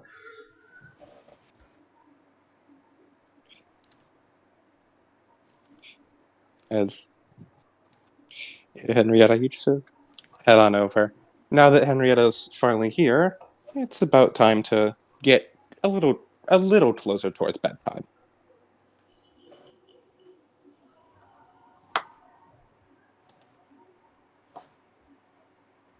As you guys all get ready for bed. And another couple days go by. As Henrietta writes in her journal at the end of the day. It is so that you could probably notice that this journal entry is a bit long. If she were paying attention as to how long Henrietta usually takes to write journal entries. Which, to be fair, Henrietta does take probably 10 to 15 minutes per journal entry minimum. Yeah, and this one's especially long. Yeah, notably longer. Yeah, because Sachi's pretty attentive, because yeah, she spends a lot longer writing this one. Was there a lot of? Oh, whenever I write in my journal, I usually write about the dreams that I have. So I can remember them. And they'd make for a sort of interesting story. If I were to tell them, at least. I suppose so. Actually, do you have a spare journal? Are you gonna write or get a journal of your own? I'd like to, yes. I don't have a spare, but I have been meaning to go get another one. I've been writing in this journal for a long time, so I'm probably really wearing out the pages. That makes sense. It's something you mentioned about recording your dreams. I usually record my dreams and whatever else happens in the day. It helps me keep my mind on focus. There's a lot of stuff that can happen even in a single day. Have you ever had,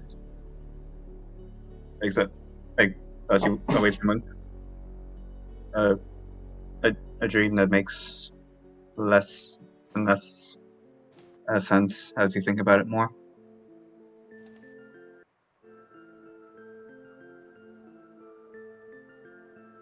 To be honest, no, not me. Hmm. Whenever I think about a dream, eventually its purpose becomes known to me, given some time.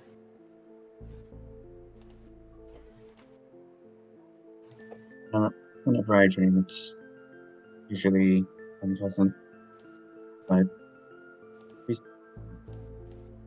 least a few times now, there's a few that don't really make as much sense.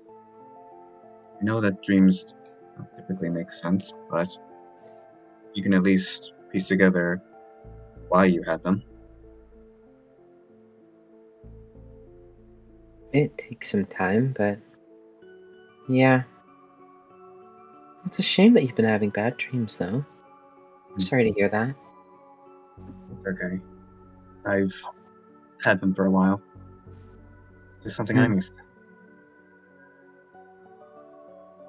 Well, if you have anything to talk about, you can ask me.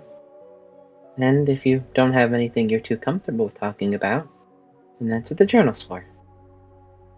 None. I suppose. Do you think we could have time to get new journals? I'm sure we have enough time tomorrow. Yeah. Okay.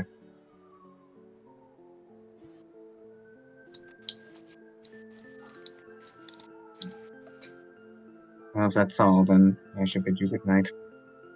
Mm-hmm. Good night. Miss Henrietta turns back around and continues writing in the journal.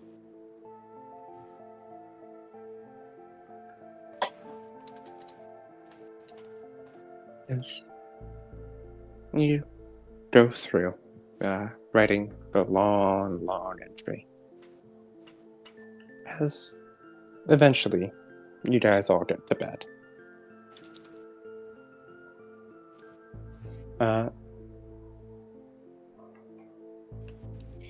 As a couple days later,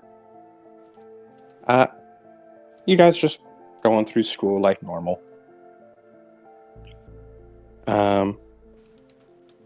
And there is a call to Goodman from. Oh no! It's the Kemhi. Oh no! Keep the Seymour. I let it ring for a while.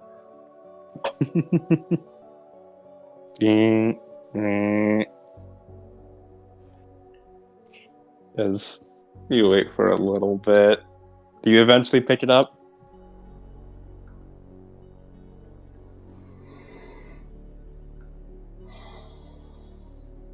Goodman speaking.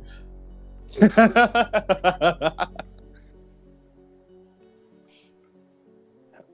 Mr. Goodman. Oh, hey, I didn't even see that it was you. What's up? Mm-hmm.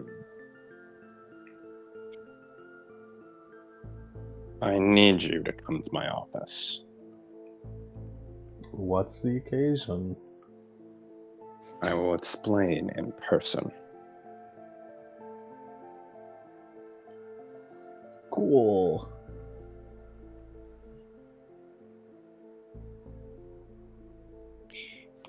As you're currently just like at your desk doing like work and shit. It's like, alright, what is it this time?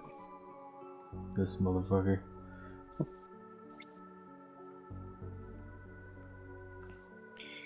As you, after a long while, head to the office. As do you knock on his door or do you just head in? I bust in, yeah, I'm gonna bust in. You just open it up as he seems to be like just sitting back in his chair, holding like one hand over one of his pockets as he's just sort of squeezing down on something. When he sees you, his grip loosens and he puts both his hands on the table as he leans forward. You're supposed to knock before you enter. My bad. An angel has been sighted. Fuck. Are you sure? What's his blood type? All of that is already confirmed by NERV Berlin. Approximately 1 hour ago. For real? Not here for once? He nods. Approximately 1 hour ago, a strange life form erupted from the ground in the center of Berlin. The Magi analyzed it and confirmed it was an angel. The Magi? Moves have been made to deal with it. The Raven, he would say. Oops, that's my bad. Why are you so biblical, Takumi? Sorry, I was reading the Bible earlier. It's my favorite book. The Bible. The Bible. Oh, to Takemi, he is a soldier of Christ. Amen, brother. All is forgiven. The Ravens analyzed it and confirmed that it was an angel. This was supposed to be a simple operation. It was put into the hands of Director Klaus. However, he looks off to the side. That was stated an hour ago. I have not heard back from Director Klaus. I have sent numerous messages to her. No one is responding. Like nobody.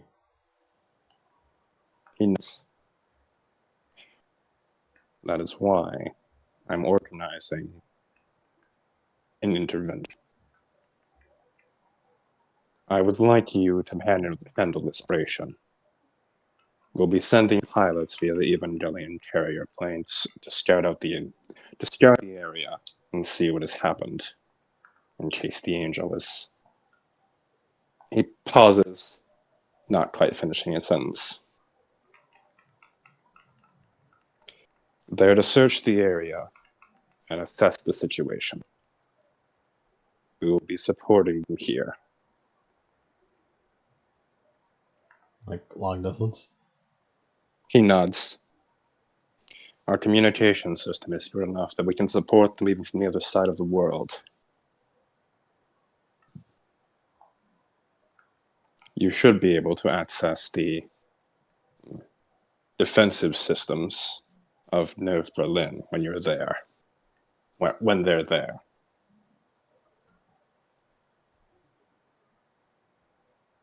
Though it may be a bit delayed. Alright.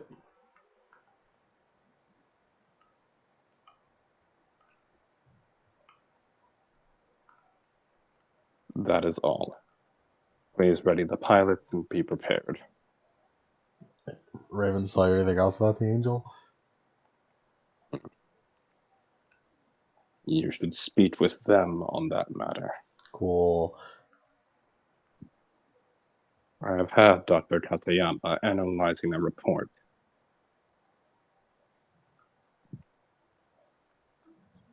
Alright. You may go speak with him in the research lab. Alright, let's go. Let's get going.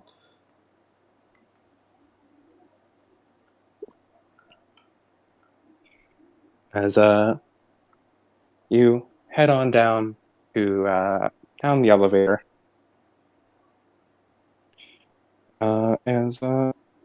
Can't tell if this is playing anything.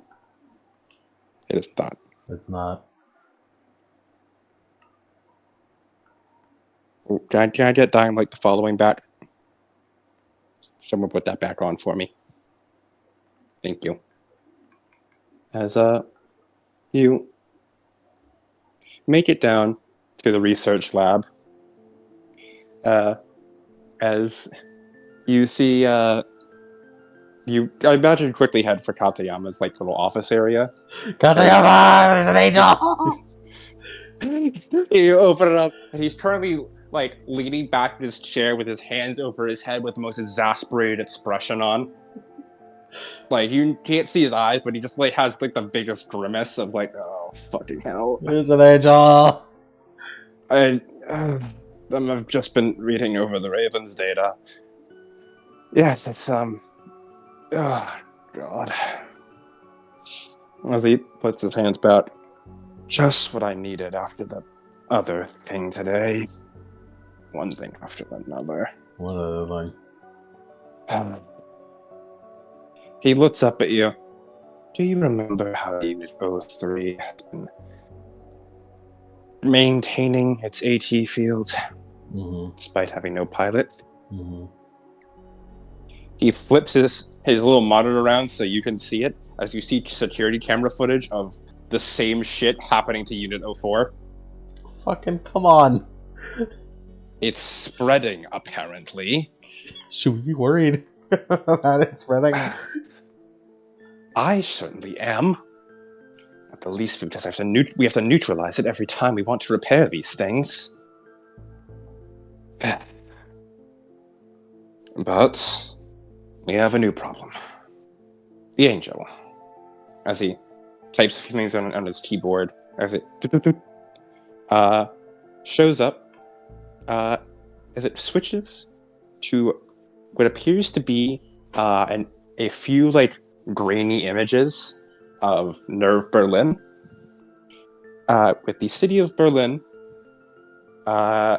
which appears to have a massive tree trunk growing out of it. What in the fuck?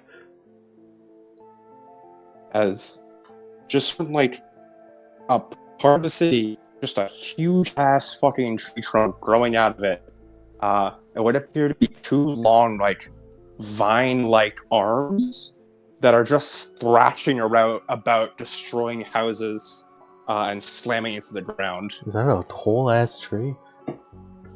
Certainly looks like it. The Ravens analyzed it, and it came back type blue. It's an angel. But it appears to be completely immobile.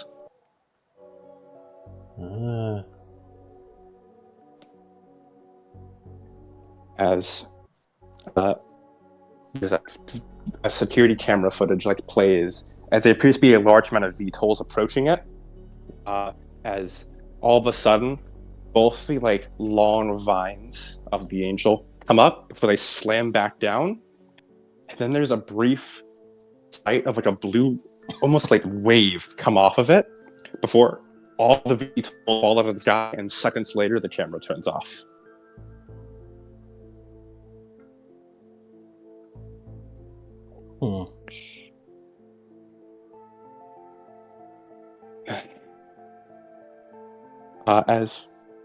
Goodman, I want you to roll me on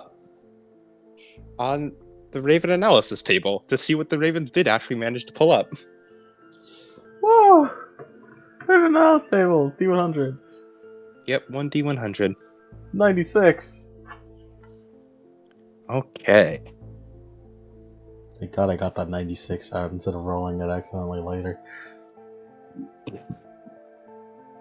Okay, 96.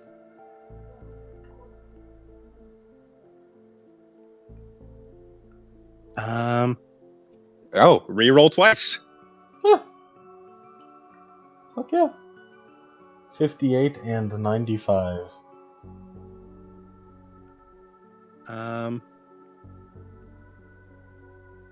50. Roll me 1d5. D5 is not a real dice. 3. Okay. And then roll me another 1d5. 2. Alright. You are made aware of 2 AT powers this angel has. And also, as Gata, like, is talking, before suddenly he lights up, there is excellence, though. As he says with the brightest smile, the Ravens, before this strange wave went off, were able to analyze the angel quite effectively. Huh. And they sent us a large amount of very good data. That's good. You get 3 research points. Yeah, baby! Woo! Excellent news. Fuck yeah. We got 3 surplus, you said? 3 research. It's better. Woo! It's even better. 3 research, baby. Your research, bro. We're 8 away. Holy I think. shit. Around That's that right. The Ravens had their priorities straight, man. Hell yeah. The Ravens like, hold on, shit's happening. But what if research? Think about the research. we're not getting fucking left behind by Henrietta. Invest in the future. We must We're- invest in the future. Fucking stocks. Hell yeah. W. Before we lost contact, they did their best to analyze the Angel's AT field. It was determined that the Angel had some strange... Well, it had only a basic field, but it had a way to control electronics. That EMP seemed something to do as a way to overload systems, taking an electrical charge and boosting it up even further. That sounds annoying. Yes, the Ravens agreed that this was incredibly dangerous, especially in regards to an Evangelion. Yeah. Does that could apply when they're plugged? Are they can't even plug in over there? Well, there are umbilical cables and umbilical ports. However, considering what the Ravens fed us about this Angel's power, it's risky. As I get to, it says I actually I have to send you the power for what it does. It's the Ravens have Okay. analyzed it. Holy shit! Thank you. Um, I sure hope the Let me- astral and the physical planes don't mix. That'd be bad. Here is it. It has the power of, if I can find where it fucking is. Come on, I know I saved you somewhere. It's M. Here it is.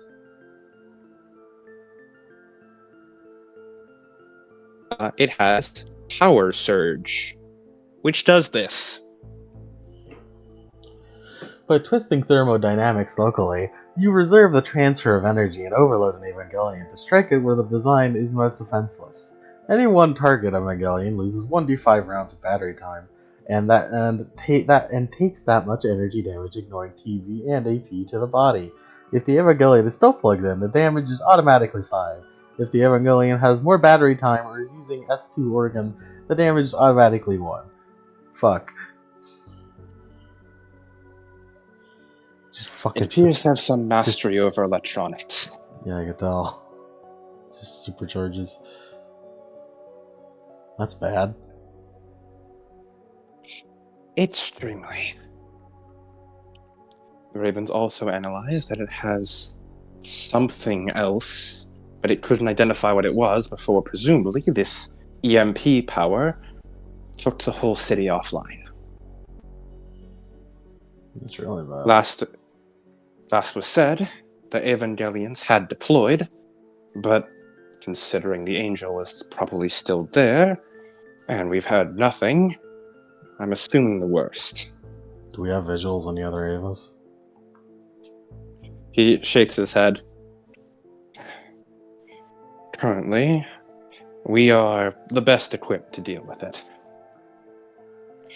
NERV Germany was severely understaffed in terms of Evangelions. The only other Evangelion unit that is properly on hand to deal with that would be NERV Boston.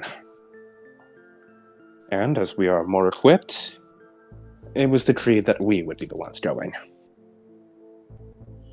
And if we manage to fuck up, NERV Boston will be sent in. So did Berlin deploy? The Berlin doesn't have Avas, or do they? Berlin had 2 Evangelions. The pilot for Unit 06, Eric Kaiser, and the pilot for Unit number 10, Miss Mocha, I believe her name was. Both of them were confirmed to be deployed, however, we've heard nothing since. And we can't get a visual on them. He shakes his head. All contact has been lost. We're planning to go in as the visual. That's almost worse. Yeah. You don't see a very blatant and obvious defeat of Evangelion. I think that's worse. He nods. On one hand, I'm glad they haven't been defeated is good, but or at least they haven't been confirmed defeated is good yet. An hour alone with an angel is not good.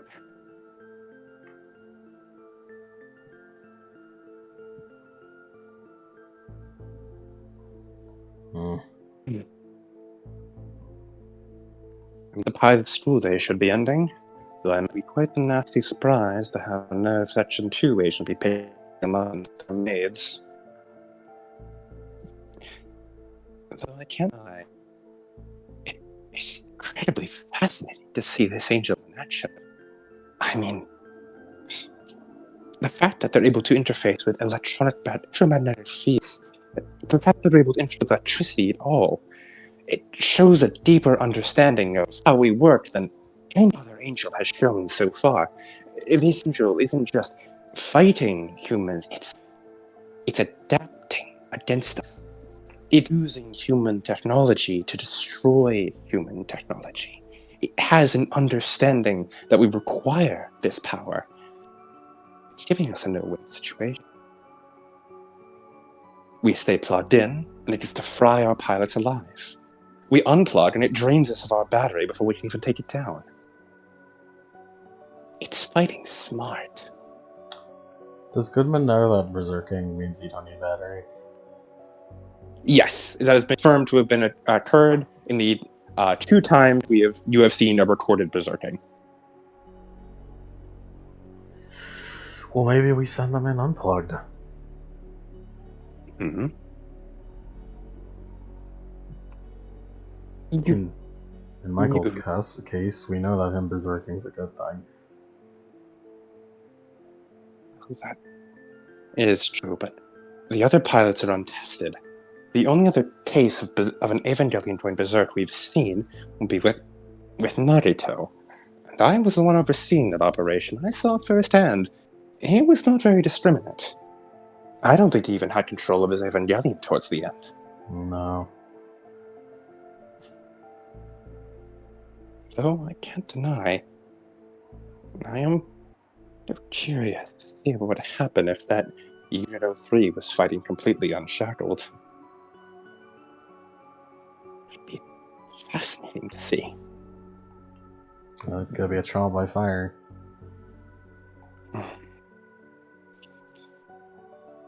Do we even know a way to induce berserking in those Evangelions?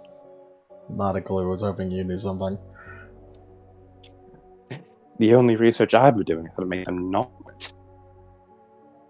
I mean, we've lobotomized these damn things, and they're still trying to think.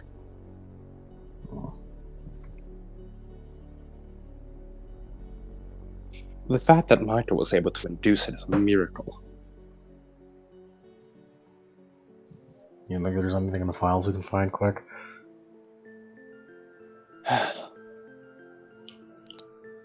Well, I mean, we could try.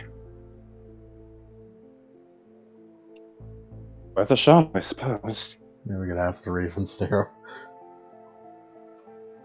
Not a bad idea either. Either way, I guess we just So have far. to hope it doesn't drain the battery too quick. Oh, it doesn't overcharge them immediately. He nods. So far, the only way I've seen that has induced an Evangelion berserking would be 2 ways. Well, 3 now. The first was self-preservation instinct. That was what we saw with Nagito. The second was Michael commanding it to happen. He was able to force it to happen during the rematch with that large rock angel. The third was, well, the thing that got Unit 02 locked up in chains in the first place.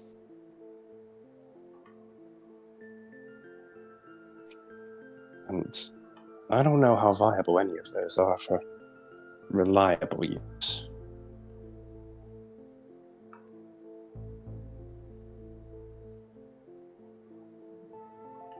Hmm.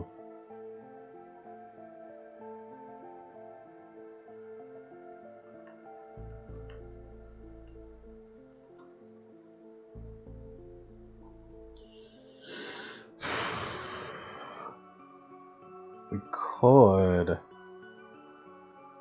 play we could have them go in unplugged, then once they're really close to running out of battery, we plug them back in immediately. We plug them in for only a second, and then plug them back out.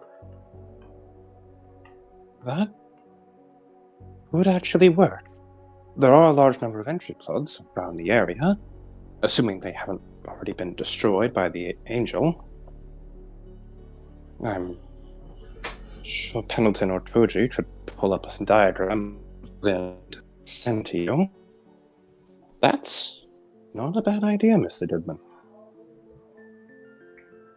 Michael, we can keep off plug, and then probably have Sachiko or Henrietta swap plugging each other in. Oh, don't worry. I made sure that the Evangelions are designed perfectly to be able to plug themselves in as long as they, have both their hands. Their armor is flexible enough they're able to reach behind themselves. We should have them alternate though, so that both of them aren't indisposed at the same time. A good idea.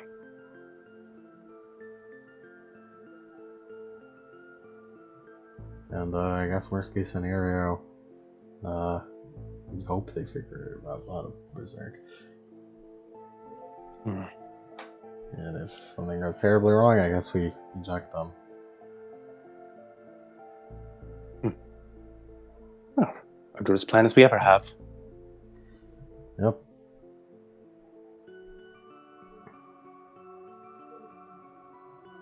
As, meanwhile, pilots, the three of you get out of school after another normal school day.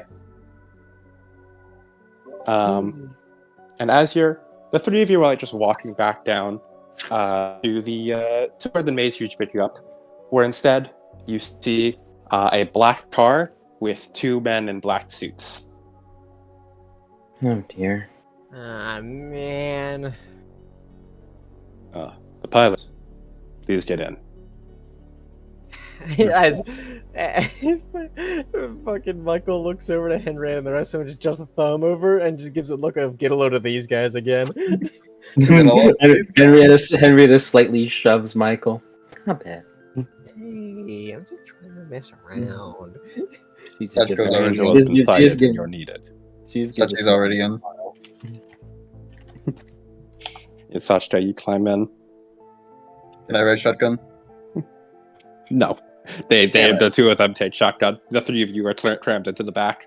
Can one of them be Jin instead? Sure. Sure. Then Michael insults. Michael's like, get a load of this guy. Engine's like, what the fuck? Oh, you're Michael then. Yeah, I've heard about you. As the three of you are crammed into the back seat, as Jin drives, the other Section 2 agent rides shotgun. No, wait. Oh, hold on.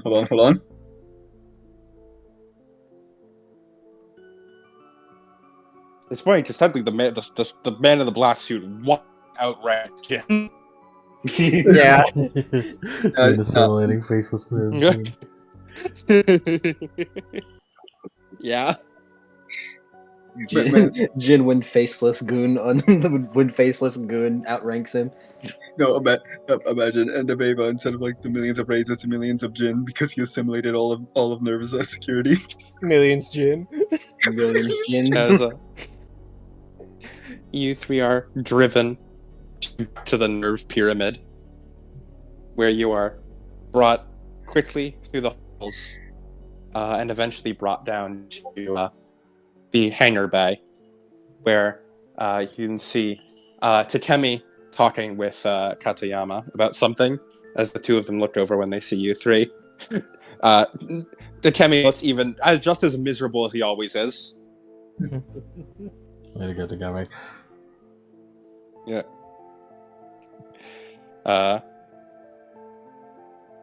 You're finally here. The angel has been sighted. Huh? And the alarm didn't go off? It wasn't here. The angel is Berlin. This was over an hour ago. We've lost contact with the NERV team stationed there. You three are being sent in as backup. Understood. You are to secure the area and destroy anything you find. Eliminate the angel if it still remains, and contain whatever collateral damage you can. They mentioned that it was in Berlin, right? Yeah. Like you mentioned to us. Yes. Tatemi just said it was in Berlin. Mm-hmm. Henrietta gets a very worried look on her face. The 2 pilots stationed in Berlin have been deployed, but neither have been reported back in. Find their Evangelions if you can. What can the monsters do? Do we know? Your operations director and research director will brief you on that. As Katsuyama sort of sighs, like, of course this job's being pushed onto us. You could just tell them the plan, but no. The angel has been cited as being a tree-like structure.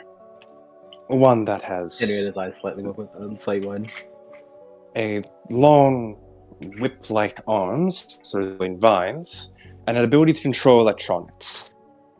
It has an electromagnetic pulse, which can drain the battery of anything it touches. We're able to analyze it and determine that this will be catastrophically effective on the Evangelion's power supply systems. So what are we going to do if we're going to run out of power? Goddamn it, what's the Goodman? Well, our research has found, history has proven to us that berserking is a good way to act with that power. For Michael, I guess we encourage you to berserk as soon as possible. Huh? Wait. Last time I tried to do it, you said, no, don't do that. And now you're telling me, yeah, do it? In layman's terms, this is a special case. Michael, we need you to go crazy. Go stupid. Is that safe? Goodman forgetting that we take collateral damage every single time we do berserk. I know this, but it doesn't matter because it's not on me. I didn't come up with this plan.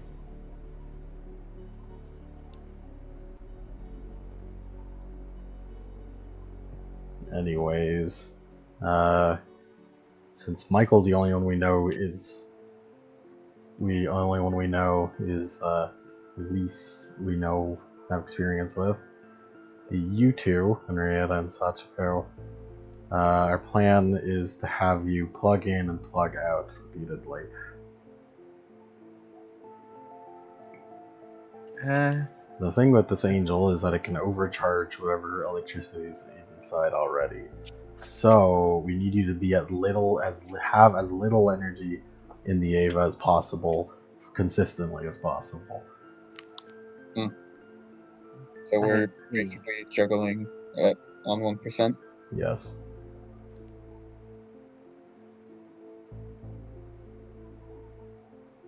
It's quite risky.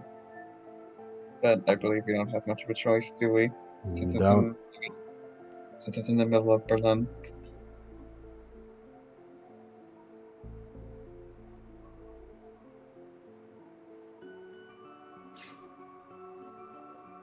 All right. As Tatsuyama points up towards the Evas, Your suits are ready, and your weapon checklist is also ready. Do your best to bring what you think would be effective here. I wouldn't really do this. Kariyama. Yes, Michael? Did you get the ring? Did you get the ring ready? Yes, I received your numerous handwritten letters detailing your request. Yes. It is indeed prepared. Yes. All right, thanks, Kariyama. As Michael, you run off towards to as Tatiyama sort of like mumbles, "That kid sure is excitable for a standard issue weapon. Well, both not so standard issue for an Evangelion-sized opponent."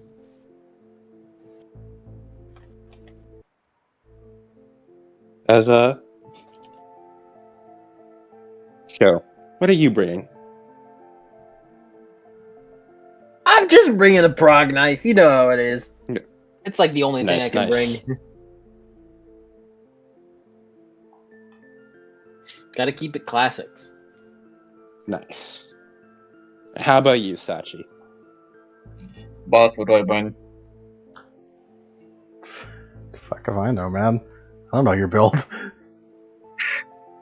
Technically, I guess it wouldn't hurt to bring a Helios rifle.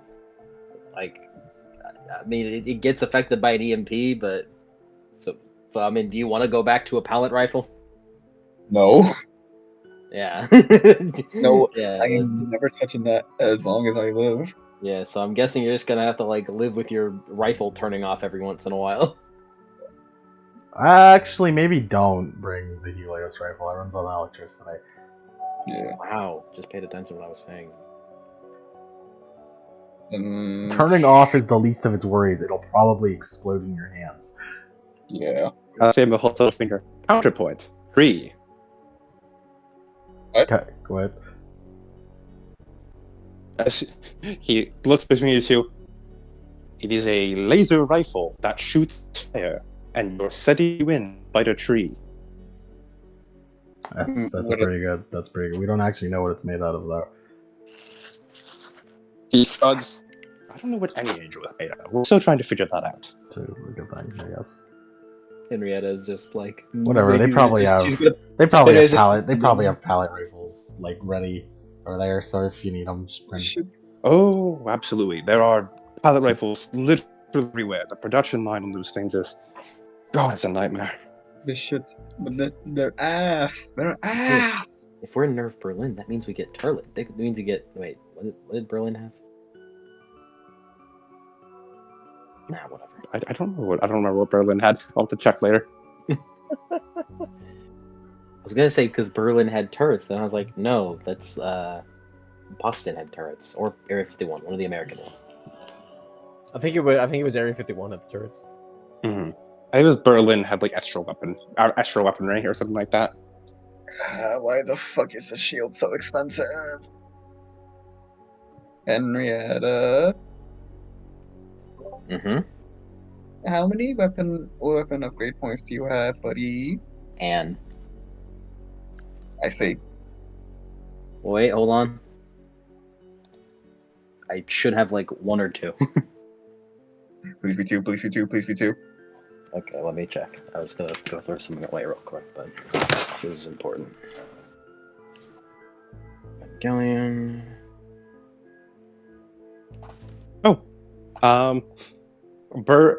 Berlin gives 1 free weapon upgrade point due to the sheer amount of spare parts there. You don't need shit from me then. Go off. Yeah, I don't need shit because that's just enough for both my shield and Helios rifle. Because we start with a prog knife regardless, right? Yes. Yeah. Then, Hard knife and power rifle is free. yeah. So Okay. yeah, You choose not to take a powerful if you don't want that piece of dog shit. it's ass. So yeah. I guess Henrietta will carry a shield with her. Yeah. So I'll take. That's fair. Might as well if prog knife is free. Yeah. So I'll take a shield and the Helios rifle then. As the NERV transport crew is instructed to get a bunch of stuff, as Goodman, you see arc knives being loaded into the wing dots of all 3 Evangelions. you see a large Helios rifle and 2 shields being loaded into like the Evangelion carrier planes. And you see in the Evangelion carrier plane that's going to be carrying Unit 02, a massive Evangelion-sized greatsword is being put in there as well. I don't even know we had that. He wouldn't stop asking until it was commissioned.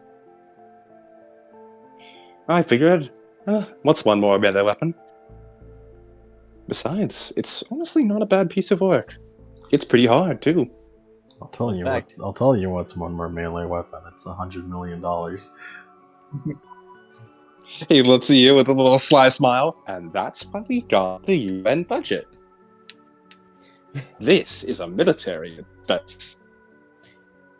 Fun fact: this sword can be wielded one-handed. Also, I remembered. Oh yeah, I have quick draw. I can switch weapons as a free action. So yeah, I can just try wield this shit. Worst case scenario. Remember, you only get one free action. But Return. so like same firing, and I need to defend area. I can just switch to the shield for the turn. Yeah, you can. As What? there's a weapon master, being a rule weapon master. I do in fact have that. I think. Wait, hold on. Well, I think pretty sure you did. I don't know what the actual do is, but I do remember you buying that. yeah, two weapon wielder. Yeah. No, that weapon wielder means you can wield 2 weapons at the same time. Has You had a Adam different been upgrade that roboting a is- bit for everyone else, by the way? Yes. Okay, hold on. You've been roboting a teensy bit. How about here? It's that better? probably okay. I don't quite know Okay. yet. Yeah, Sachiko, 2 weapon wielder means you can wield a weapon in both hands and get 2 attacks if you take a -20 penalty. I mean, that's But they, you have to actually be able to wield. Like you can't wield rifles. You dual wield pistols. Yeah. But hey, extra attacks is extra attacks. extra attacks is extra attacks. You had something else. I think it's called quick draw. Yeah. I think it's literally just called quick draw. Yeah. I was like, yeah, that's what I was mentioning before. Yeah. You can That's get the thing, quick let's see. draw as an AT maneuver. Didn't know that. Neat. Look at the wizards. I see. The nerd shall inherit the earth. No, it's Sean Hannity, yeah. As you all climb into your Evangelions and get ready to fly on out as the carrier planes take off, as you all experience the interesting feeling of being in Evangelion while still being in the air. You're roboting again. Each of you. I don't think there's anything you can do about it. Probably How about is. now? I'm not sure. We'll have to see. Testing. Okay. I think I just got a pair of new headphones, but I think they've quickly broken down enough that if I move even slightly while using them, it robots. That's your problem, Adam. You got comfortable. Yep. I need to go back to standing stock still. I guess we'll just have to live life.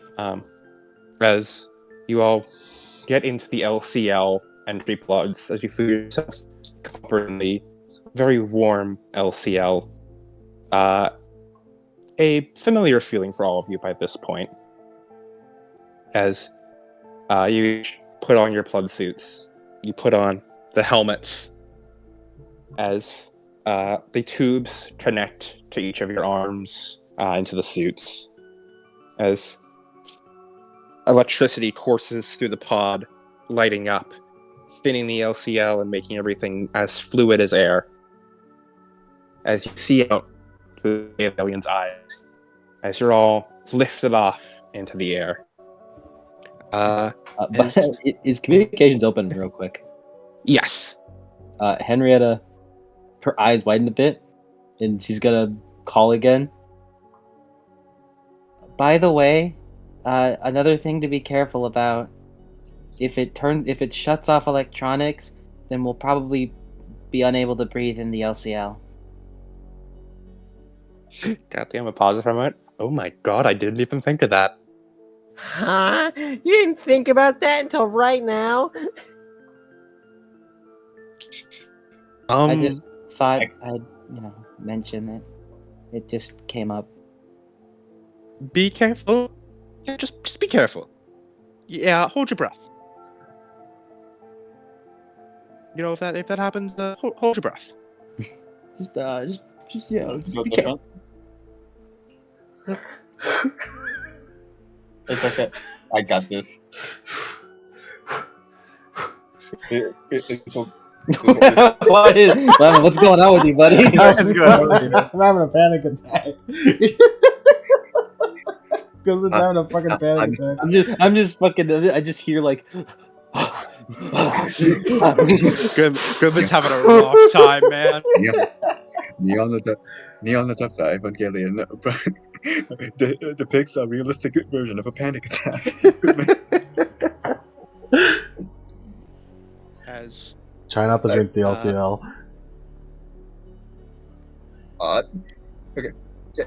Would holding your breath be a toughness roll? we'll get to that when we get to that. We'll get to that when we get to that. We'll get to it when we get to it. You guys soar through the air. The almost nauseating feeling of feeling your Evangelion fly through the air. You can feel your arms sort of held down tight against the restraints, keeping Evangelion from plummeting down to the earth. You're the cross restraints, right?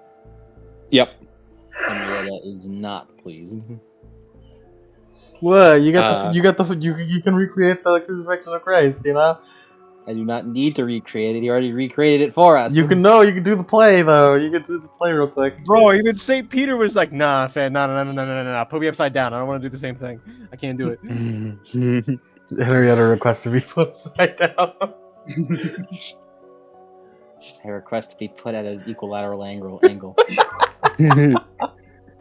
I request to be sent at an egregious angle. At a 90-degree angle, please. You just tilt me. So, Koji. I'm pretty sure. Actually, I'm pretty sure the Evangelions just kept with their arms at their sides for this because. Okay. Yeah, because you guys are just in. You guys are all in this thing. All right. Okay. Yes, I was about to say Henrietta requests to be launched and she fucking spins like a ninja star to Berlin. All right, we're chill. We're chill then. We're chill. Mm-hmm. We're not bringing it in like Yeah, Unit fucking 4 crucified. No. So Koji. And then you guys get dropped like fucking bombs. Yeah, so Koji. Should we even bother to send in pre-force conventional forces in support? Normally, I'd say yes, but I'm pretty sure Operations Director Klaus already tried that, and, well, you saw the footage. Yeah. I don't think there's any conventional forces left to send in.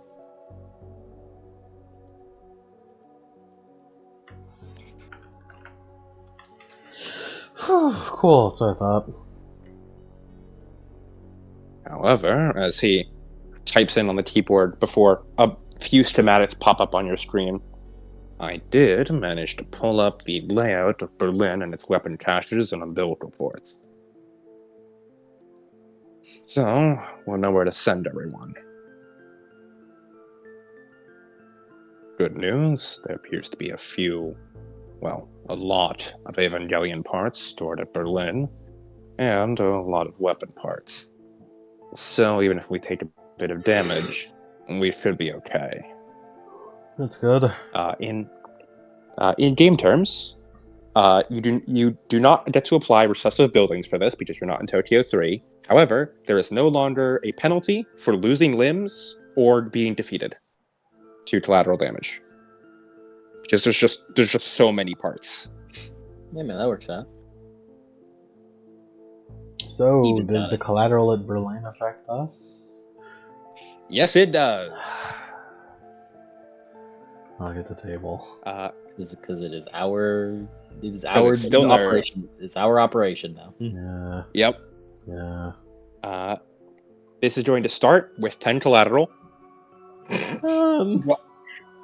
Do you But hate Pretty him? low comparatively. Pre-ordered collateral. I think Pre-ordered collateral.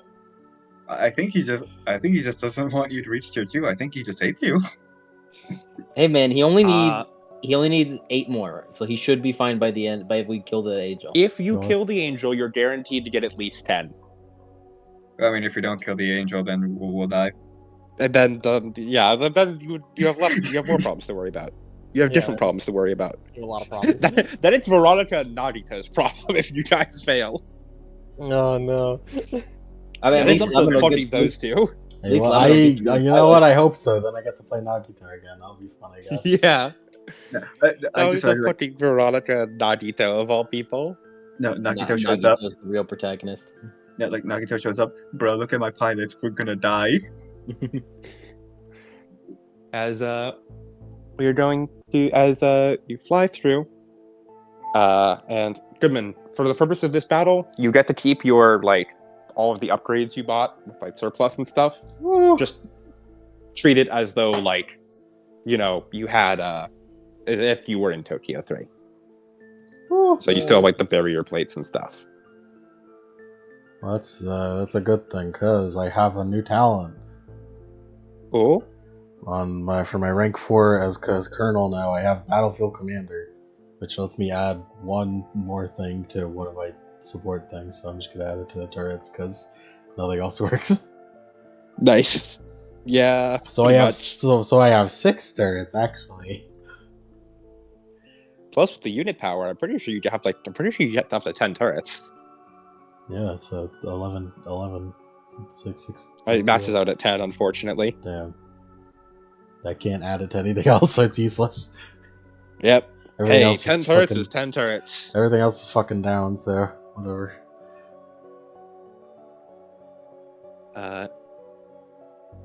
As Only we had laser array. as you guys fly through the air, there's just a bit of tense waiting just from the flight. However, as it gets closer, Henrietta, you have just a thickening feeling in your stomach the closer and closer you get. It's just twisting and turning under you. It feels like nausea after a roller coaster ride. At first, you could probably chalk it up to just the flight and being nauseous from being so high up and moving so quickly. But as you get closer to Berlin, it gets stronger and stronger and stronger. The feeling of something being wrong. Something your immune system crying out to you in pain. And as you start to get into the range of Berlin, the three of you can all see the massive tree coming out from the ground. Though it's not quite a proper tree. It appears to have bark and rise up like a tree, but there are no leaves on it, and no branches coming off of it either. It's just a long trunk that narrows out and tapers off towards the tip. And it looks sickly. There's patches of moss growing over it, patches of white oozing, and then patches of the darkest black that seems to seep between the cracks of the bark.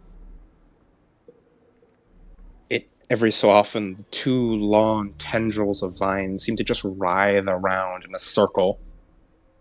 And Henrietta, for a moment, you feel pain in your arms and your legs and your stomach. Before that, too, passes and you refocus. As it twists again.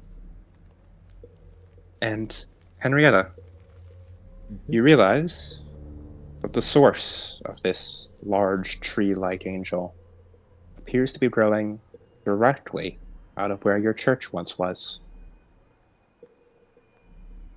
Henrietta's eyes go wide. My church. As where Henrietta's church once stood, now there is only this massive tree-like thing sprawling on for meters and meters and meters. Its arms stretching out seemingly for miles, and just a circle of devastation all around it. Your church? What do you mean your church? Where it is. It's on top of where I live. That was Huh? the place you grew up in. That's the church I grew up in.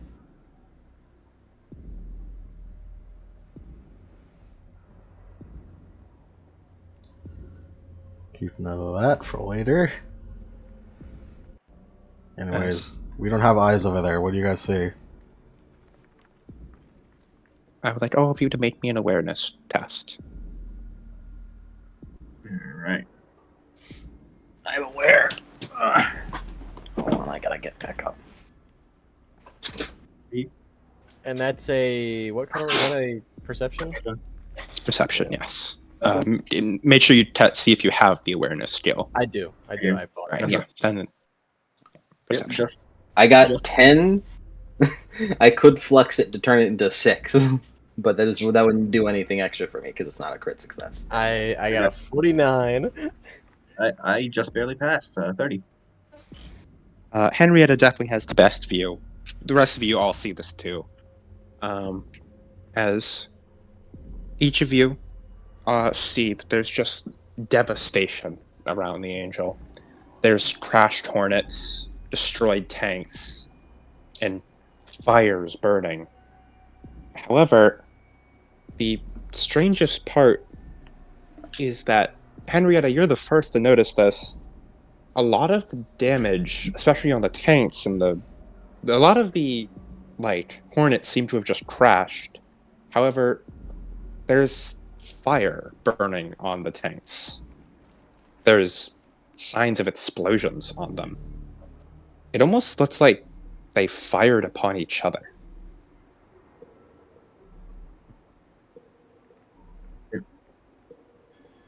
Henrietta is one to see that, right? Henrietta notices it first, but the rest of you then notice that soon after. It's like the military fired on each other. There's fire.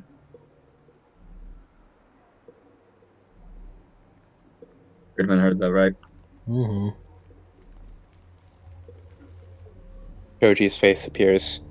Pilots, prepare for drop. You're over your launch zone. Make sure to tuck your knees in and land with both feet on the ground. You have shock absorbers in your legs, so your AVAs will take the fall. As both of you, as all of you are detached from your Evangelion and fall down to the ground as you land and you hear the battery timer start up. Don't worry, this is plot battery. It won't affect your gameplay battery. Gotcha. That's good. As you land, your feet slamming against the ground as shockwaves spread out, and you see all the three of you, your feet just indent down into the ground. As now that you're closer up, you can see a lot of the buildings, and in fact a lot of the tanks as well, seem to have slash marks on them. Deep cuts. Slash attacks and slash marks across the terrain and military. Slash goes basically just like reporting like word for word like what they say. Slash marks. Koji looked over to Pendleton. Hey, isn't that thing supposed to be Blunt arms. Pendleton nods. Yes, it seems to primarily be crushing based. These types of wounds wouldn't be inflicted by the angel.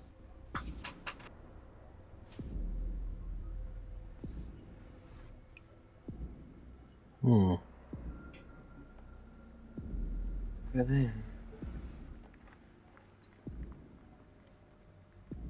I'm going to AT ping. As you send out an AT ping, and Henrietta, in a moment, you are overwhelmed. As you see, scattered throughout the entire city, every so often under bits of rubble, you see the traces of a ping come back to you. Bits and pieces of human lives left in the rubble. Some still trying to breathe. Some seemingly having given up. And then you notice 3 large signatures. The angel, as well as 2 signals from angel-adjacent beings. Things with large AT fields. Where? Things that must be Evangelions. They seem to be roughly 500 decameters to the northwest of you. And the angel is how close to us? About 1,000 decameters away. There are still people here. Huh? They haven't evacuated yet. Survivors. We have no way to evacuate them. The best we can do is kill the angel as soon as possible. So Henrietta, you say you sense 3? I didn't say that. Please say that. I'm about to. Also, about 500 decameters northwest. I'm sensing 2 strong AT field signatures. They're likely Evangelion. And then 1,000 meters in the same direction. It's 1,000 decameters in the same direction. It's the angel.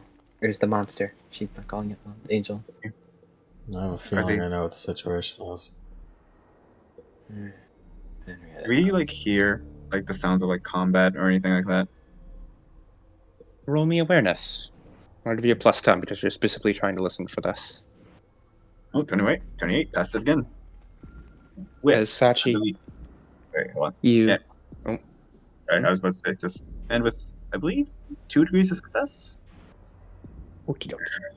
Yeah, because Sachi, you focus your hearing, listening out, as every so often you hear what everyone else could mistake as just the sound of rubble or just leftover chaos. The distinct sound of metal on metal. The sound of a gunshot going off. gunshots. There's a fight.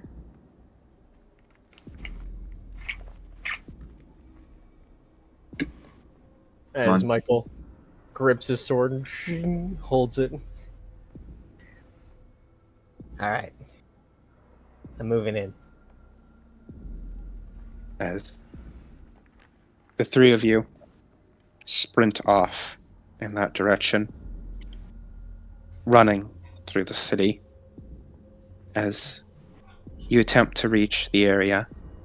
As you get closer and closer, you hear the sound of combat that Sachi heard so far away, louder and louder, as eventually you do indeed manage to reach the area where it is. As you hear the sound of gunshots going off, the sound of combat, and then you can actually see a few signs of life. As there appears to be a few Hornet VTOLs flying about, and a couple tanks on the ground driving through, driving over rubble. As all of a sudden, there is a garble on your communications. Michael shuts his off. Mm-hmm. Do you two do anything with your communications? No. Mm-hmm. How about you, Sachi? No. As there's a garble before a voice comes across. As then crashing into frame,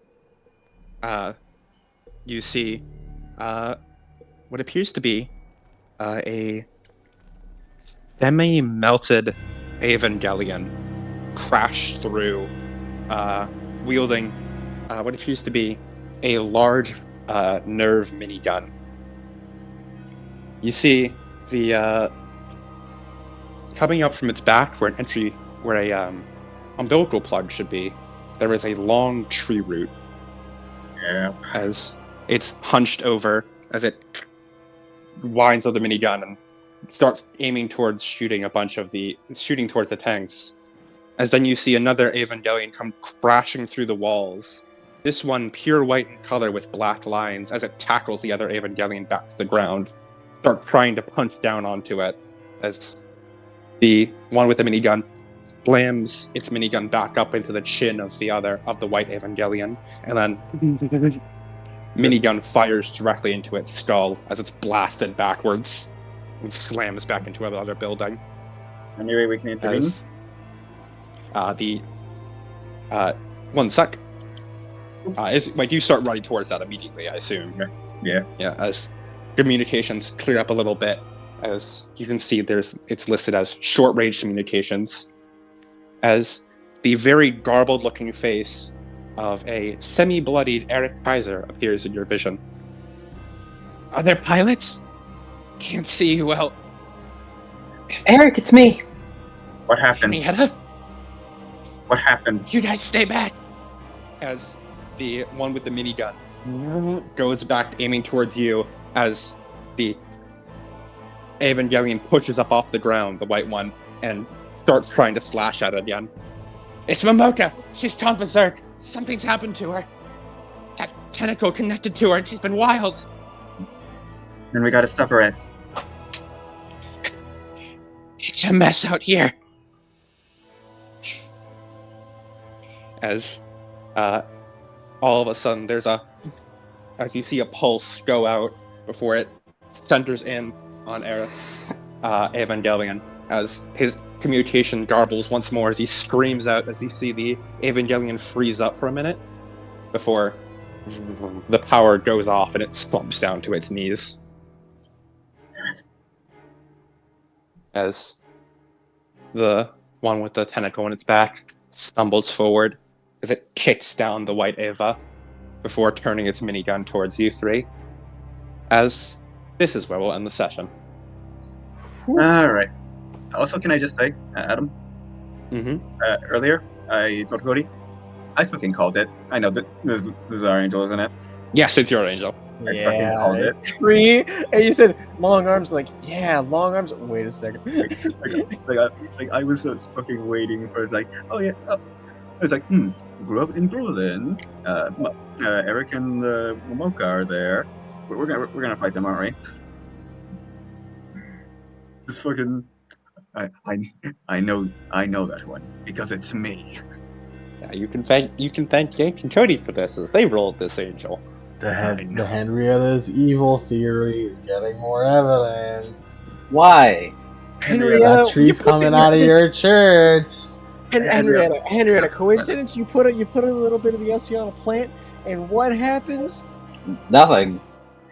Henrietta, I didn't put LCL on a plant. Henrietta, I would just say, I'm with you, but Adam is the worst. He's not doing well for your PR. I don't know. I don't know what you're referring to, man. Either way, man, I don't know what you guys are talking about. I'm as good as the day I was born. Your PR is a nightmare, Henrietta. Yeah, man. PR stands for pure. Henrietta, you need a spokesperson. I don't need a spokesperson. Goodman told me I shouldn't trust people who are good at that. Good girl. Listen to him. I did. I saw that. All right. You think Momoka will be good if we sever the thing? That's up for you guys to find out. She's probably taking hella ego damage in there. I gotta say, like, She's probably goo. We're gonna have to undo her. Tomorrow? Doesn't? No. Continuation? Yeah, no, I don't think those guys can do it. No. Okay, Just Goodman and Henrietta. We got this. Just in case, because I'm only shot with fucking a Helios rifle. R.I.P. Momoka. Don't know what you look like, but worst case scenario, I might have to kill you. Oh right, I still need to remake Momoka on the pit crew because I made her and then she got lost in the transfer. In the fire. I actually like her design too. It's a shame. Yeah. Don't worry. If anyone knows who has and hasn't been pick road, it's me. Morbid Sun hasn't been fucking pick road. Lemon, you're off Tuesday, aren't you? Yeah.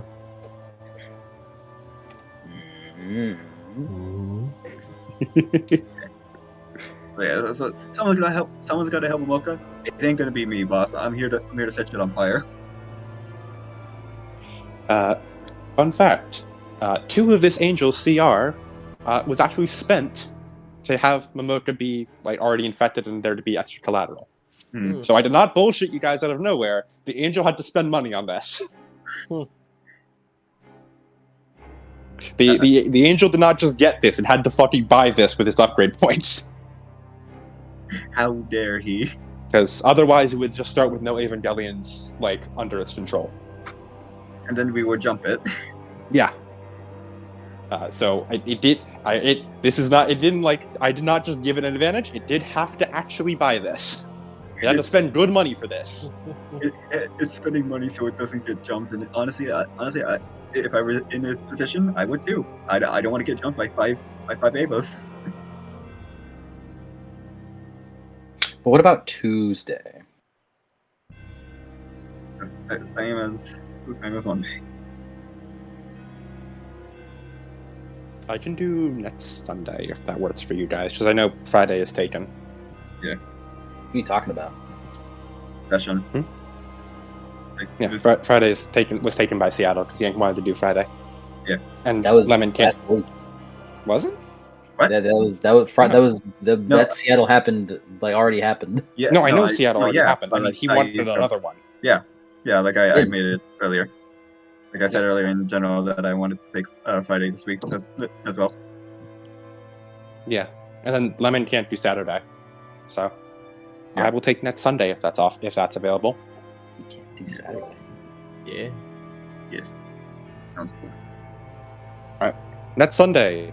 There's no next time on. This is just technically the same episode, but part 2. It'll be the Earth's Neurons part 2.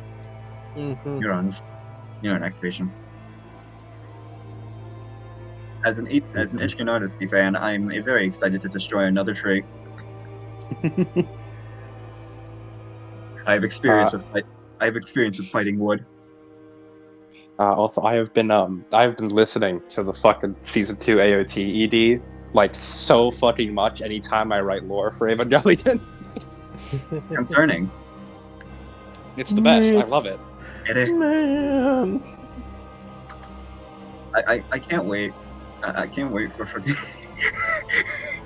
just overlooking something stupid. It's like man, I hope Emmy's doing okay. Meanwhile, in Emmy's hospital room, she's asleep. Hotel comes into her room. Just whispers, "Not that guy. Not that guy. Not that guy. Fight, Emmy. Fight. Fight. You must fight." Fucking just opens up her one eye like very sleepily. If you don't shut the fuck up. Yes, use it. Is the subliminal messaging working? Is the subliminal messaging working? He gets punched out the window. If you don't shut your.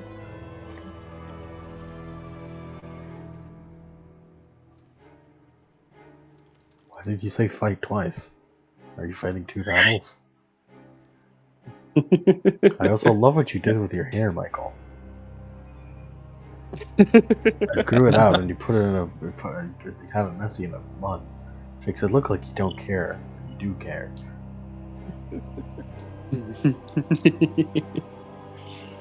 The long hair hobo, Michael.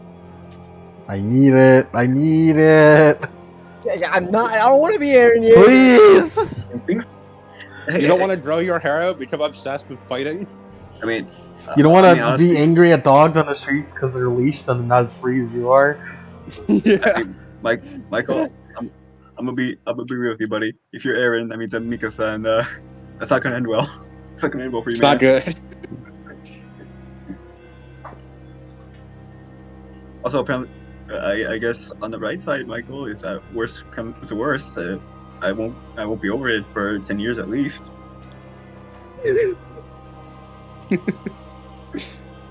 Why do you laugh like that? Ugh.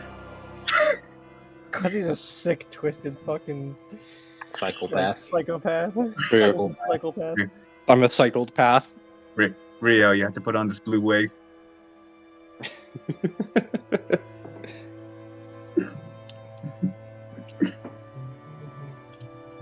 Also, during a lot of drafts I had of this episode, I was thinking, all right, so I know I wanted to do this, but I felt bad about doing Eric so dirty that he gets to appear again and immediately fucking would be a boss fight. So I'm like, no, I'm gonna let him be cool and just fucking fight for an hour. Yeah. But He's just been fucking fighting this whole time. he still doesn't get to like play the game, but at least he gets to, you know. He got to be like semi off screen cool. Look on the right side. He's a lot better than Momoka. She got off screen. Yeah. Honestly, don't worry, Momoka. I'm motivated to save you because I don't know what the fuck you look like. You know what? I should make her right now. That's what I should do. Also, yeah. Wait, no, don't do that. I won't be motivated to save her anymore. Right now I'm debating, do I give experience for this session because it was shortened? I'll say yeah. You guys can have 300 experience. Social session. I see you've activated the lemon foghorn with that. Yeah.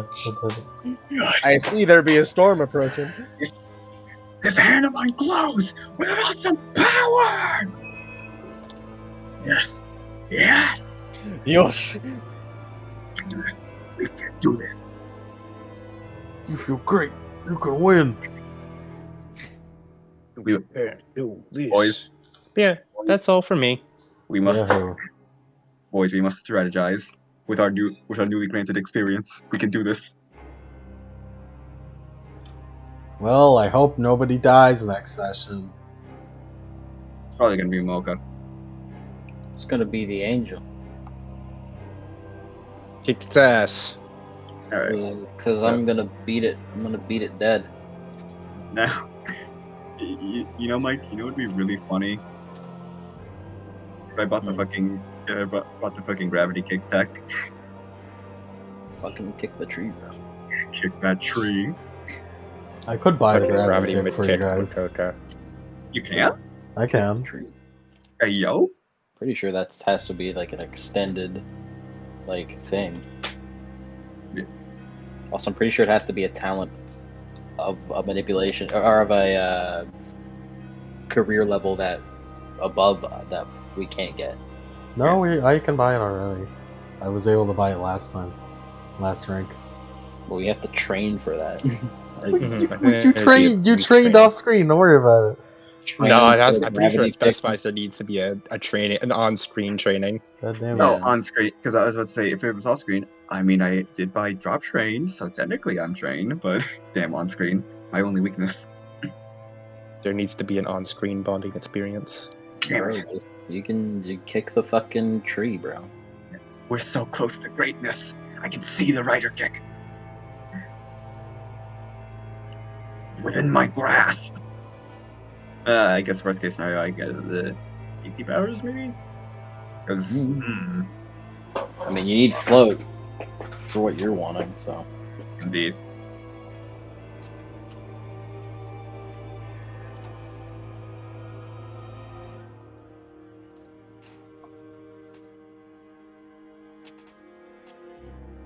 There we go. I guess I end the recording now. Yeah. Next time, Angel Fight. Oh.